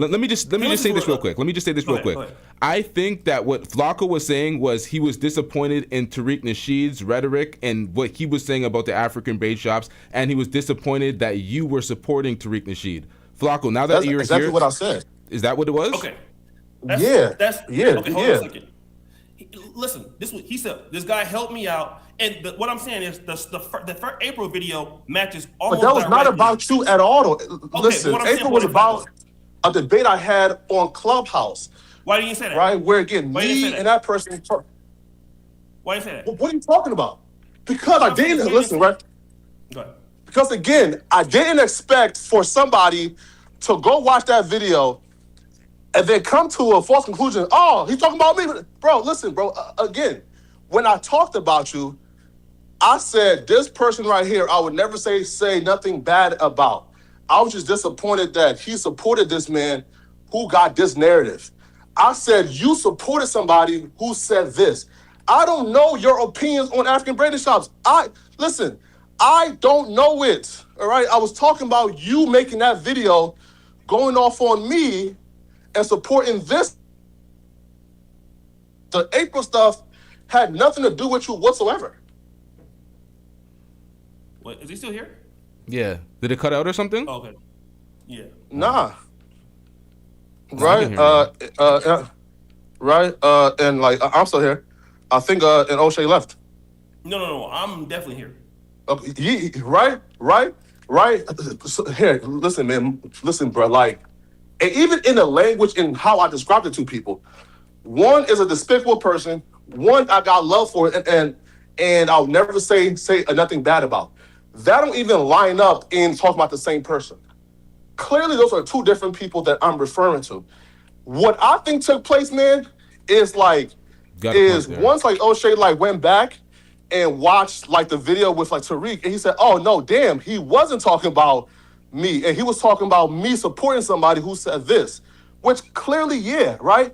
And then he went back and tried to find this to, I guess, support the other stuff, and And like, I'm like, bro, listen, bro, like, again, bro, I operate in good faith. I don't make videos about niggas I fuck with, which is why, again, I didn't say his name because I'm not about to draw hate to somebody that I fuck with. I'm not about to draw hate to somebody that, like, you feel me, that, like, I think is a good dude who helped me out. So hence, I didn't say his name because, again, if I would have said his name, it would have been, oh my God, drama. No, I was making a reference in my commentary to something going on in my personal life at the time that I was struggling with.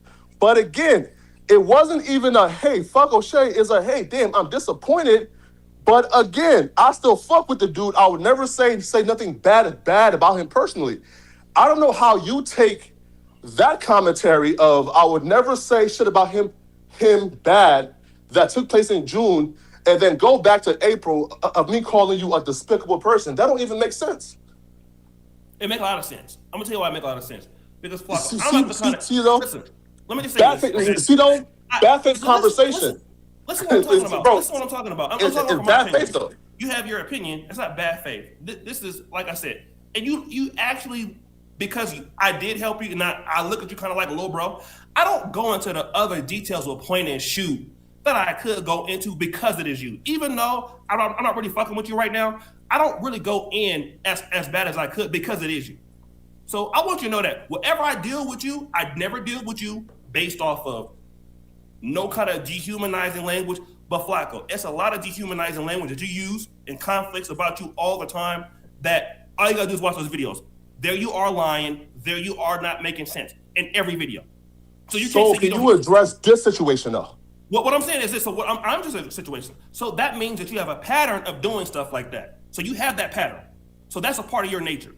So now when I see that you are capable of doing that and you're being passive aggressive, I'm a Black American nigga from Del Paso Heights. I call like I see it, nigga. If you have an issue with me, then as an adult male, you should call me. You got my information. But what did I say? I have an issue. I said again, I was disappointed in the big bro. But again, I would never publicly say. Wait. Again, no, it's different. Again, is different connotations, right? If the first video was about you, you could very well say, "Damn, he got an issue with me." If the second video of me saying, "Damn, I'm disappointed," but I'll never say shit like bad about him, right? Because again, I got love for the dude for helping me out. How does that signify he got an issue with me? Okay, first of all, let me just say this, Flakko. So when you compare the notes, matter of fact, somebody had to come and tell me that you had put that out there. The moment you make it public, where somebody got to come and tell me, it is a problem because you could have came and told me because you're describing me. Don't sit there and describe me to somebody when you don't got to describe me to somebody. But like, you never publicly told me, right? But when you made, again, Oshay, you made an entire video about me forming hate towards me. Cool. I said, fine. I didn't What did I say in that video? What did I say in that video? What did I say in that video? I thought the video was fair. What did I say in that video? We could pull it up. That was hate towards you. What did I say? Or did I deal with it from a larger area? I didn't even deal with it. Listen though, I'm gonna be real, bro. By your standard of, hey, before you come on the internet and talk about me, hit me up behind the scenes first. You didn't do that. I never even said your name. Again, my intention was me giving commentary and my analysis. And off the cuff, I pulled something from my personal, a personal reference from my personal life off the cuff. That's not me saying I'm finna sit down and do a 10, 15-minute hit piece on Oshay. No, I was talking about something very, very specific in the moment and pulled a offhanded, just like commentary and like reference about something I was currently going through. That was not a diss by no means whatsoever. I said, damn, I'm disappointed. Again, if you're saying no, I should have contacted, huh? Would he even help me if I was African? Like, you talking about me? Are you serious? What did I say? I don't even know if you would help me if I was African. No, I said, damn. Wait, though. I said, damn. I wonder if he knew, would he have helped? Again, Oshay, this is me. Do I gotta show you our DMs about how I knew you from Liberia? We talked about Roy the Ure on the call. We talked about Roy the Ure and the Ures. So why listen though. again, Oshay, that's a fact, right? You said that. I'm saying is this, okay? I'm doing some offhanded references, right, about, damn, man, fuck. I wonder if, bro, again, I'm not talking about, listen, man, I'm sitting down trying to put together a 20-minute dissection. No, this is just an offhanded reference of some shit that I was personally dealing with at the moment, okay? Listen, bro, I asked a question like, damn, just offhanded, off the cuff, okay? That wasn't meant to diss Oshay. If it was meant to diss you, I would have put your name in it, right? But again, that has nothing to do with what you're now saying is me absolutely dissing you in April. That's just not true. That's just a lie. That's false. Okay, so it's not a lie. This is why I think it's not a lie. Number one, you came onto your audience and said in June, right? Yeah. Would he even help me if he was African? We already know that we talked about Roy de Jure. We talked about you going back to Liberia on that call in 2024. So I knew you was from Liberia. Listen to what I'm saying. Is that yes or no? You already said that's true. So when you say, I don't know if he was help me if I was an African, now what you're making me look like is a xenophobic motherfucker, even if you're not saying, because I know you're talking about me, and that ain't true. Because you was already doing good as it was. You're doing pretty good. So I was like, nah, man, just change this up, whatever. I've always supported you in your career, always. So when you said that, and again, remember, you did the video about Tariq Nasheed. You know Tariq personally. I don't think you reached out to Tariq Nasheed because you sat down with him 4 times. So if you why would I reach out to somebody and wait, pause. Why would I reach out to somebody and who said that babies born in my country are born musty? Okay, cool. Why the fuck would I reach out to somebody and like, what I'm saying is, no, wait though, Shay. Why would I reach out to somebody and who said specifically there's nothing positive at all about Liberian culture? Again, that's somebody who has clearly, has made up his mind about my people. Cool.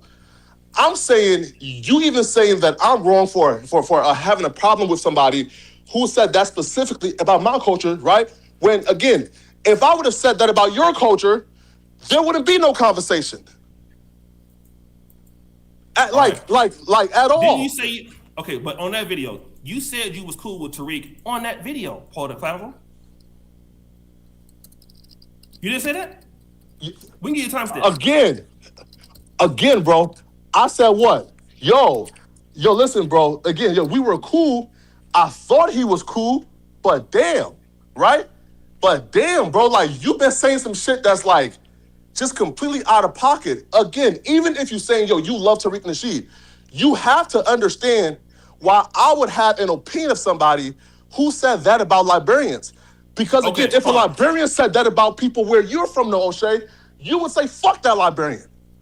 Okay, but what I'm saying is, on that video, on 18 seconds, you said that you were friends with Tariq Nasheed. It's right there. You said it. You said you were friends with Tariq Nasheed. So now you're saying that why would I reach out to somebody? So now you're contradicting yourself. So again, no, that video is from April. You are contradicting yourself. That's what I responded to. Can I respond? Those are 2 videos that you're talking about, though. Again, in April, that's when I said, damn, I thought we were friends. By June, he's already done too much to where I can't. Listen, in April, I didn't say fuck Tariq Nasheed. In June, I said fuck him. But in June, where did you say fuck him? Because you didn't say that in the Godfrey video. The Godfrey video, there was only one mention. Maybe if it was an indirect mention to somebody, it could be him a bigot. Okay, because you don't call names, Poetik Flakko. See, again, like I said, I don't know if this is a African thing, but as Black Americans, listen, bro, I'm not doing back and forth on the internet. Okay, cool. Okay, so if you don't want to do back and forth on the internet, then what's the most mature thing to do about it is this. In the April video, you said you were cool with Tariq Nasheed, which is the reason why I felt comfortable with responding to the video in discourse. My video was all about the ideology and my living in Africa. I live here. My experience. You got an experience, I got an experience. I've never taken a personal shot about you, Poetik Flakko is done, nothing. I just dealt with it as you dealt with it, okay? Now, I saw the whole, later on, I don't know, maybe like a month or 2, I saw that kind of back and forth you had with him on Twitter. But you said you had an issue with him on the Godfrey video. How am I supposed to know who you're talking about? I know you're talking about me, but you did say that it was about somebody else. It could be him. But in April, you made the video about Tariq Nasheed. Obviously, he didn't know that you were going to make that video, but you said that that was your friend. It's right there at 18 seconds. So now, here's what I'm thinking about. I hear you say something about a YouTuber, Asian stores. June, I hear the same rhetoric repeat. Then you have a history of doing shit like this. Well, not only me, with other people. I don't even want to bring that up, but I say it's a character flaw. Cool, we all make mistakes. So then once I dial all the way up, it's not my fault that you're not direct. If you don't want to get into beefs, then don't mention that at all. But you mention certain people, you know, like just say it what it is. So you leave it to somebody when they're talking about you and you're not being direct. So of course people gonna be like, man, this nigga funky. You ain't hit me up about none of this shit. To be real, because I would have took all my videos down. Right, bro. Listen, bro, listen, bro. Oshay, listen, bro. Even to this day, I've never disrespected you publicly. You know why, bro? Because again, nigga, I fuck with you. You're somebody who taught me the game and gave me, you feel like, right, bro? What I think it was 2020, man, 2023, yeah, right? 2024, right, bro, was a very pivotal, like, it was very, like, pivotal, right? Because that's a time where I think AD, T-Rel, and like, everybody had kind of left No Jumper. And it kind of felt like, damn, where are things going, right? Because if No Jumper fall, at that point, I'm kind of asked out. Because at that point, I think I was doing, like, YouTube videos, like, over, like GIFs, right? And, like, I was averaging, like, 2,000 views, like, per video, right? And like, I was at a point where I said, damn, like, I'm fucked, right? So after talking to you, bro, and the game you gave me, it really helped me out. So again, which is why to this day, I'm still never going to diss you publicly, disrespect you, or do the other shit. I'm just saying, bro, again, like, if Oshay would have done a content saying, man, this African YouTuber that I used to fuck with, blah, blah, blah, I would never assume, damn, he's talking about me, because I would say, yo, me and Oshay got a great relationship, right? Now, I can understand how in the second video, like, you saying, damn, like, again, like, I just, bro, assume that maybe it was like a misinterpretation, right? When you said that I said you want to boycott all African businesses, because again, bro, I wasn't talking about you specifically. What I said was, Oshay is supporting this man, and I'm like, damn, because Oshay is a good nigga. This other nigga ain't no good nigga. You feel me? So like, I just never understood like why like Oshay would like support this dude, and then even like in the first video, you was like this dude is beyond critique. You feel me? And like, I'm like, damn, bro, like, why what time did I say that? I have never said that. Like, wait though. No, sorry. I think you said like somebody contacted you because you used to be like mad critical of him, and then you said like you were gonna like stop critiquing him. Yeah, so that's what I'm talking about. That is true. That was George Macon. So let me say this. Nobody is perfect, but here's the part that you just can't get around, okay? Yeah. The part is, and I got my video. I'm gonna tell you what I'm gonna do. I'm gonna drop my video tonight, but I'm gonna take it down after a day. Cause I'm gonna take all my videos down. But I gotta get you tonight, nigga. Cause I think that your ass is still lying. But I'm gonna take all my fucking videos down because I'm on my brother's channel. I'm gonna give you one more shot, nigga. But I think your fat ass is lying. Nah, right. But hold on, wait. Let me say this real quick. I'm just fucking around. But what I'm saying is this. What I'm saying is this. First of all, when you said, would he help me if he was African, bruh? Do you know what I have done on this? Regardless of what niggas say about me, hate on me, there is no African American in social media that has done what I've done on this continent as far as bringing people to Africa, educating people about Africa. I ain't never scammed nobody here. I've done when the power going out, I'm here. When somebody get killed in my studio, I'm there. Like all the shit. When the military locking shit down, I've been here. So when you said I wouldn't help you, nigga, do you know how many times I've been done wrong by Africans on the continent, scammed, taken advantage of? My rhetoric could be more hateful, whatever, but it's never that. And I wouldn't help you, nigga. We was planning for you to go back to Monrovia on the call. Yeah. So then why would you even say about that though, Oshay? But again, Oshay, right? North Dakota shit, nigga. Nah. Listen, right, Oshay. Okay, look, right. So look, right, bro. Listen, bro. Look, bro. Again, I apologize for that specific comment because again, bro, this was off the cuff, just talking, just pulling from like just off the top, right? This was not something that I planned like ahead of time saying, yo, I'm gonna talk about Oshay and like in this video. That was like live commentary of, oh shit, this happened? Oh damn, this here like reminds me of this, right? So again, if I was wrong from off the top for that, bro, I do apologize. The other stuff, bro, I did not say that you said to boycott all African businesses. I've never even heard you address Africans and like in that manner, which is why, like, again, my and like only critique of you in that video was, damn, this is a good nigga, but he supports this dude who I believe is a bad nigga, right? So like that was what it was, right? Like I've never said you were a despicable human being, like at all. Poetik Flakko, let me just say this.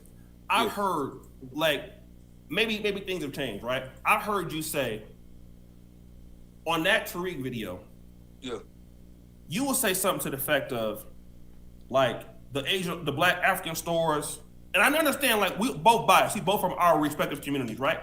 So, you said these African shops, these people, like, they can't help who they born to. Like, they can't help it if they make mistakes. But I've heard you say, like, gang members that make mistakes, like, they, you know, not only should they die, they mama should also pay the price. So I'm thinking. Well, what did I say, like, specifically though? Right? No. Wait. Okay. The ones that's killing and doing stuff. Now I know it's not equal. I get that, and I'll give you that credit, right? But what I'm saying is, but do you know, like, I hate to say this, man, my girl got killed out here, like in Uganda, like earlier this year, like raped and killed. You know what I'm saying? And I don't talk about that a lot, but I've been depressed the whole entire year. Here in Kampala, right there in Kampala. If I see people do like one of my best editors, Kim the Comment, got killed by somebody, like just stupid. Like, they make no sense. Yeah, of course. Bro, how can you, like, when you talking about these things, talking about you being fair, and then when we look down the line, it's not like you can defend somebody in your community that might be offending somebody else. Then you have this real harsh criticism of, like, okay, with the gangbangers, and then you do play into that shit. So what I'm saying is, like, you act like you have fair commentary all the time. At least for me, if I'm bigoted, all right, cool. Like, I come over to LTTV, he saw I'm being bigoted. All right, cool, I respect that. I'll try to change it. But it's obvious that you're really pro Liberian immigrant or African immigrant. And when somebody talks about bad service from the people, you want to defend them. So all y'all hating on them having businesses. Well, you don't listen to the claim that somebody else is having. At the same time, you want somebody, when somebody says the word tether, is dehumanizing. And I get that. That's why I don't use that language. So, but you're not being fair or having no level of parity on either side of the conversation. But when you go online, you try to do it, and then you kind of expose that you're not really being fair. And that's the reason why people are upset in the first place. So for the gang members thing specifically, so what I said was, yo, and if a mom, right, and like if she raised and groomed 4 people from like that household who turn out to be gang members and killers, and then there's a mom next door who raised 4 scholars, right? And that was a response to somebody saying, yo, there's limited resources. How do we figure out who get the resources?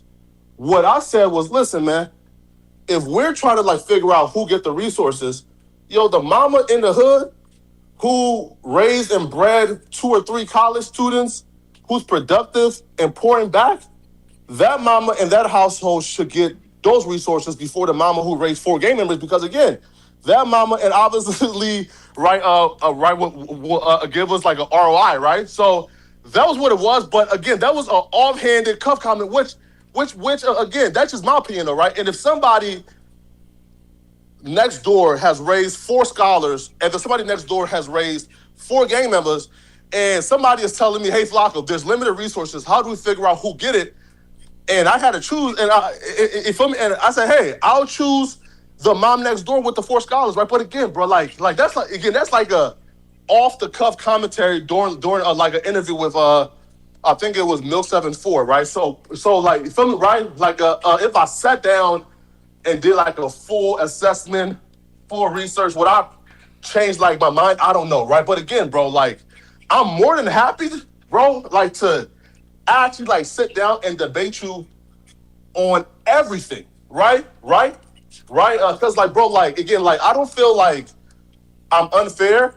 I think I'm like very fair, right? So like, bro, if you want to debate, I'll be, you feel me, like 1,000% down, right? But like right now, you feel me, like I just, you feel me, call in and say, hey, bro, I thought that this right here was going a way that it's like, bro, I don't want to be for somebody who I've had respect for, right?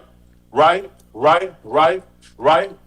it's like, bro, I got 1,000 niggas online who run like smear campaigns on me, bro. Like, I would never respond. Why? Because like smear campaigns to me don't work, right?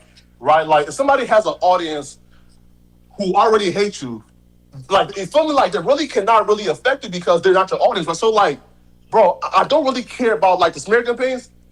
I'm just like, yo, I actually fuck with this nigga, and I just don't want for him to say it's beef based on misinterpretations, you know? Okay, so I'll see what I'm gonna do, man.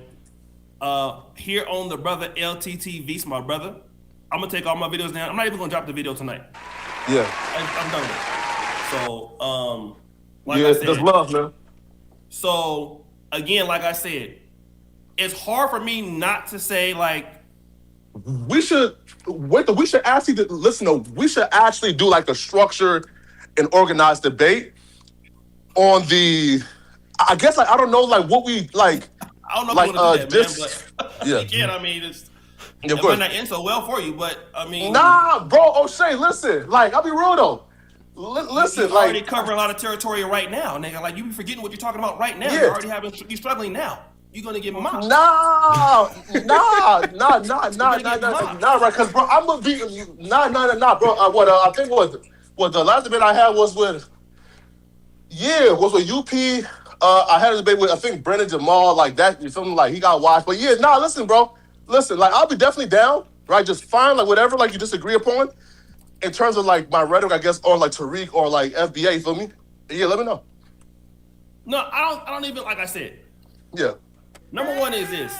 You said you didn't do it, but like I said, as a content creator, I don't really like want to go back and forth. I'm gonna take the video. I'm not gonna drop my video tonight. I really thought I caught you saying a lot of stupid ass shit, but again, you know what? For me, I'm gonna I accept your apology, and then again, if you thought that I did something that was I don't think that I was pathologically lying. I think that you led me down that path by not being open about what you were saying. I had no idea. Hello? Am I still here? Yeah. We're still here. Yeah, I'm sorry, bro. So you know what I mean? So I don't, it's hard for me to say like, you know, I guess I could have reached out to you, but like I said, when you gave me that in June, I mean, you had every opportunity to reach out to me and you didn't. But for the sake of the, you know, for the sake of the community and the content creator community, I'm gonna take my videos down. So I'm gonna take my videos down. You definitely can. Yeah, you know what I'm saying? And you know, like I said, here I'm reasonable. Like I'm not a person that hates brothers and sisters from Africa or from the continent, but I fight for people on the continent. I just don't talk about it all the time. You might not think that it does, but I see poor kids every day. Poor youth every day don't have the opportunities because of the systems that be. But I just, because like the thing that I just really dislike with you is you know how much I love Africa. Like you know, I'm critical of the black community.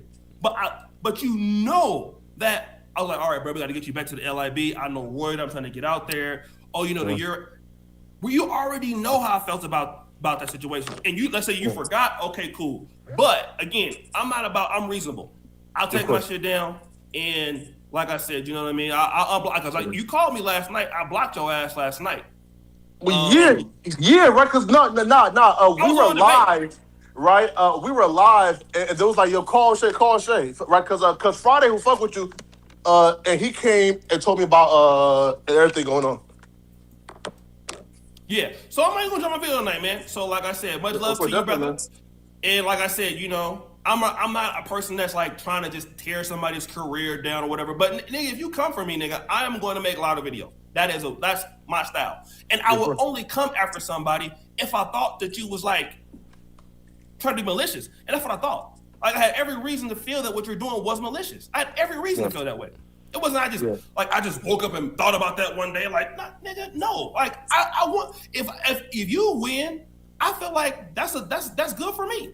I work with so many creators, but Warden Maya, you, Kevin Samuels, like how many people, the lead attorney, MTR, so many in this business, Raymond Kahuma now, and different styles of content, not only just commentary, dating shows, everything. Yeah. So yeah, that's all I'm saying. So I'm gonna take it down. Like I said, get my brother here the exclusive. You know, we got a Caribbean, Liberian, Black American. we didn't read about the whole community together on this. That's facts. So see, this was a good conversation. Y'all got to the bottom of it. I think in the future, if you're gonna be ambiguous, Flakko, and you're not gonna put a name to it, Oshay, if you think it's directed to you, I think you should probably call him, because the first one, from what I think, the one in April, I don't think that was directed towards you, but the second one, I think he was speaking about you through the Tariq Nasheed issue. I think just for future reference, because we all fuck with each other, and there's a lot of content creators that y'all fuck with, so sometimes it will cause confusion if you're going to be ambiguous. I think you should put a name on it and just stand on it in the future, so we don't have this confusion. Yeah, facts. Yeah. Not like you feel me, like bro, like how like I kind of like do things right now, bro. Is like, yo, I like realized, bro, like a while ago, yo, there's such like, yo, like a YouTube is like planet Earth, right? And like this like niche that like we're kind of in is kind of like the city of like Fargo, North Dakota, right? Right. And like I'm like, bro, there's just so much like out there, you feel me, like to tap into that. Like I try to like stay away from like, you feel me, from like the quote unquote beef sector, or like you feel me, or like the back and forth and drama with like right, because bro, it's like, no, that shit like does nothing but just like hold you down, right? Which is why I don't, you feel me, like go at certain, you feel me, certain creators, you know. Okay, so we have some super chats. I might get into the super chats while y'all are still up here, because some of them are actually directed towards some of y'all. I don't know where I left off, but right here. You, Flakko, you had one. You were asking for the code. CJ OJ said, Oshay, I do not hear an apology. CJ OJ also said, Oshay, you're wrong and strong. Please apologize. Lead Clinton said it is bad faith because he just cleared it up. Oh, sorry. But nah, you don't need one, man. Feel me? But nah, man. These okay, people I mean, like, let's say this. I can apologize if things were like, if I could have handled it better, sure. So, like I said, you know, I'm not about black content creators beefing on really, unless it's just Anton Daniels was doing some of the craziest shit. But if I had that wasn't about me and I thought it was, hey, I apologize. But I felt that I was led down that lane, and I want to see black creators be more successful. I don't care if you're African, black, whatever. My views on what I think about certain things about what FBA is saying, I think that there's a certain parts of that I definitely believe that. I live it every day. You know, I can only believe that because of what I see. And it's the same thing happened in South Africa, but that doesn't mean that he not my brother, he not my, you know, or you not my brother, LTTV. That don't mean that. Yeah. I treat you just the same. The information I get Poetik Flakko, I gave his dad just the same as I would give anybody else. I don't treat anybody that's in the African community different than I treat somebody from Del Paso Heights. But do you understand what I was saying earlier in the show, as you can do a lot for a lot of black content creators, a lot for a lot of black people, but if your rhetoric mirrors something like Anton Daniels, because if you're calling out a lot of Africans or a lot of behaviors and you're doing a lot of generalization, some people can look at that and be like, this is a version of what Anton Daniels does, but just a global, not because Anton's really just going at American blacks and he's cooning it up. Some people can try to make that narrative. So that's what I was concerned about. I don't want for this whole FBA, because I don't agree with what Tariq is saying with this FBA movement. I think it causes more division, and I think if you continue down that path, it could look like that, and I don't want that to be the outcome. Yo, know what's know what's crazy though, bro? Like, so even like back in April, I wasn't even like I knew kind of like you feel me, like Tariq Nasheed like stances, right? Because like we like kind of like did like 4 interviews, right? So like I kind of like just viewed, you feel me, like a Tariq as somebody like, yo, you feel me, like he's a patriot, right? Bro, it wasn't until like I called Tariq Nasheed like my friend that like people began to send me everything, and I'm like, what the fuck, like what, bro? I was like completely like bro, this shit is like, bro, I had like no idea, you feel me, that like it got like that hateful. I mean, Poetik Flakko, like I said, I don't think Tariq. I've never talked to Tariq Nasheed. Yeah. It's very difficult for me to believe Tariq be roasting people, but I know this about Tariq Nasheed. The Hidden History Museum, there's Jamaican caterers there. Tariq was in Senegal, all sorts of stuff. You know what I mean? When I hear you saying your shit about Black Americans, you just said a lot of crazy shit too. I don't necessarily think you hate Black Americans, but you said some shit that's equal to what the shit he be saying, or worse. Who? So I heard you say some malicious shit too, nigga. Me? You ain't the only one that be saying. Yes, you the only nigga on here, right? No, I thought you're talking to Flakko. No, I specifically talking. I'm specifically talking about. Not you, LTTV. I'm talking about Flakko. Oh, okay. When I call like gang members and stuff like igaboos and shit like that, right? Like I'm like referring to like gang members, you know. All right, I get what you're saying, but what I'm saying is those are still, even though they're pookies and stuff, like you gotta understand, Poetik Flakko. Like there's certain shit about Ugandan criminals I can't say because I'm not Ugandan, right? So because you're not, you are Black, but because you're not in that, like you didn't grow up like us. So from you have to be careful how you say that. Versus just like it's in Africa, I say all the time I can't talk about it because I'm not there. So people gonna look at it more harsh coming from you. Brendan Jamal can say crazy. Brandon Tatum can say crazy shit, but they're from the Black American community, so it's gonna be taken worse if you say. Although you may think that you're trying to be helpful, but I can't. That's a lot of shit about Africans I can say, but I can't say that because again, it's not my ability to say that. I think some of the good. I think it's good sometimes because in your conversation with Afro Think Tank, he brought up a great point that the government, it's not America, it's not free speech in a lot of these African governments. So a lot of their citizens can't speak out against the corruption towards the government. But if you're there and you understand these things, you may have the power and freedom to speak out against these things. So it will be good for the community as a collective. And a lot of people just have to accept the truth if there's negativity or certain things or corruption within African countries. So if you can use your platform, which you have the freedom to speak, I think that is a positive layer to it. So I think there is positives and negatives, but there is a positive that we can look at. Yo, bro, know what's crazy though, bro? Dog. Yo, the last, I'll say, week and a half, dog, I've been getting like a whole lot of like DMs, you feel me, right? From like specific like content creators. And like, I think people have this like misinterpretation, right? That because I guess I did like the reaction to whatever, that they think that I'm like a diaspora war, like a content creator. Dog, like, man, listen, bro. Like I have like no type of intentions, no, you feel me, like no like desire to like do content, you feel me, like in that space, right? But like, bro, when I tell you, bro, the amount of people who thought like I had like kind of like joined the diaspora wars, and they were trying to do like live streams. Just bro, listen, man. I'm like, bro, like there's a lot of things down there that's like divisive and broken, man. Like I just hope niggas kind of just like find our way like back to the center, bro. Because dog, like the niggas that hit my DMs, bro. These niggas are like on some other shit. You feel me? Yeah. I mean, like I said, I would say one thing. I can tell like by the content that you make, you're really trying to get like trending hip hop and pop culture news.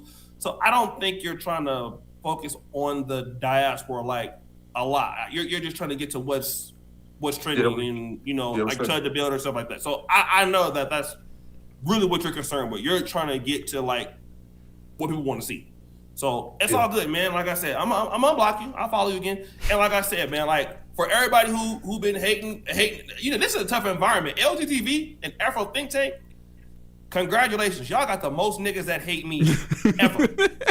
Yo, my chat's the war zone, man. It's unpredictable. Some days it's crazy, some days it's relaxed.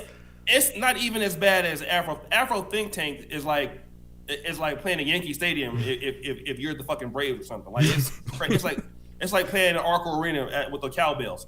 So like I said, Wait, thank you for your time. Go ahead. Is he FBA too? No. The Afro think tank. Oh, Yeah.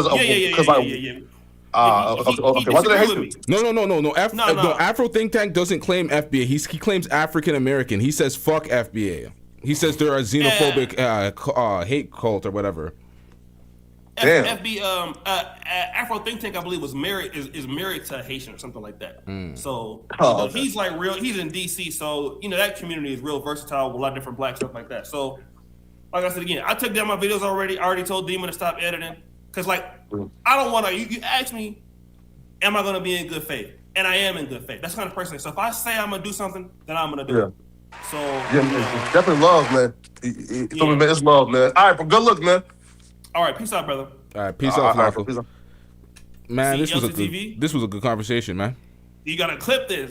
So you put them on shorts and they get cash out, nigga. Facts. You have a lot of work to do, man. I got a lot of clips to make, man. Nigga gonna be able to get hella coffee, nigga, hella espressos. What's wrong with LTTV? Why is heart rate like that? Oh, nigga, shit.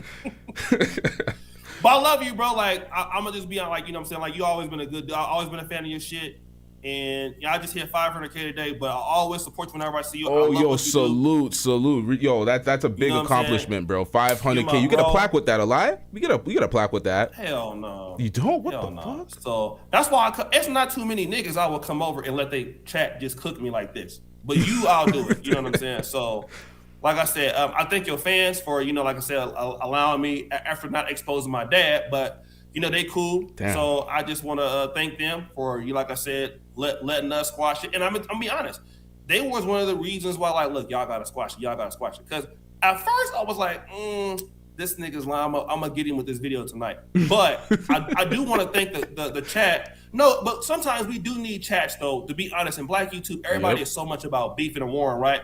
What I will say is they was trying to hold. They was kind of on their side, but they was trying to get to a resolution. So I appreciate your chat for doing that, right? And then we need more of that because people in the Black YouTube space is always about warring, beefing, and shit like that. I like the brother, you know what I'm saying? He pissed me off. He had made me mad, but that's why I never really went so in on Poetik Flakko because, like, you know what I'm saying? I like to see him be successful. So thank the chat for helping us resolve something. And we did it here on LTTV.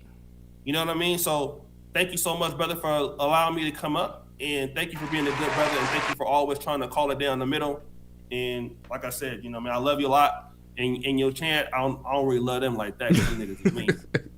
But, so shout out to the chat, man. Yeah, man. Shout out to you, man. Thank you for calling in, for giving the I'm gonna marry this girl, Lee, though. This girl, Lee, she abusing me, though. That's gonna turn into love one day. I'm telling you. That's how that shit start. Start, nigga, fuck you. I don't like you, nigga. I hate your content. Next thing you know, me that inbox. Jeez. All right, man. Salute to you for calling in, man. All right, fam. Peace out, brother. Peace, bro. Respect to you for calling in. This was a great show. I like when we can have a good conflict resolution. We get to the bottom of it. We're not just out here farming more fuckery. Oshay said his piece. Flakko said his piece. They came to a mutual understanding. They're unblocked. Everything's blessed. This is a great outcome. This is not like early stages of LTTV where I got too involved and I made the problems worse. That's how it was back then. If y'all are wondering what I was thinking throughout that, I'm like, I'm just trying to shut up and facilitate a good faith conversation, because back then, I know y'all know back what I'm talking about. Back then in the past, we had some of these panels. I got too involved. Things went left. So this was great, man. Everybody back on course. Oshay deleting the videos. Yeah, this is good, man. We have some super chats that I did not read. I don't know where I left off. Lee said with the $10 super chat, Lee said, we just saw the video where Flakko acknowledged the part where he broke it down, where he said which part was Oshay and Tariq. Oshay is still saying contradictory things, but no one else gets grace. Oshay Duke Jackson is babbling. See, this is the thing. Flakko did explain it. That's why when he was saying it, I'm like, yeah, there's no way the first one was about him, but the second one was. And that's why I told him, I'm like, just put names on it next time. But at the end of the day, if you don't want to go back and forth, you don't really have to. You said what you said. I didn't know him and Urban Politicians had beef. Urban Politicians TV, that was an exclusive. So he was talking about him. That's crazy. I did not know that was a problem. But I honestly, I wholeheartedly blame Tariq Nasheed for everything. I think Tariq Nasheed he's behind all of this. He's causing all this confusion. What else do we have here? We have, I missed some. God damn it, yo, this shit is failing like a motherfucker. Hold up, chat. Hold up, chat. We got this one. I think I read this one already. Oshay, be an elder statesman and mentor, not a mafia godfather. Actually, I did not read that one. Oshay, our ears are waiting to, our ears await your apology to Flakko. Yeah, he gave the apology at the end of the day. This was before the apology, so I'm just reading these out. Oshay, you're showing a lack of accountability. He eventually apologized. Thanks for your apology, Oshay. Flakko was needed. See, the order of these things it's hilarious. But hold up. What else do we got here? Flakko, I'm proud of your improvement with your speech. Shout out to Lee with the $2 super chat. Yeah, that's facts. Delete the video, delete the video, delete the video, delete the video. Bro's deleting the video. Shout out to Lee with the $2 super chat. Under Zaddy Agent Orange, you can't say things. Now, this is the thing. He went in on Trump on the Afro Think Tank stream. He said he voted for him multiple times, but Trump is a terrible president doing a terrible job. So, Oshay, man, Oshay's keeping it a stack, man. And shout out to Lee again with the $2 super chat saying thank you, Oshay. Until next time, man. Thank you to Oshay. Thank you to Flakko for calling in. We are really showing a level of greatness with the community, and I love it, to be honest. We out. Yeah.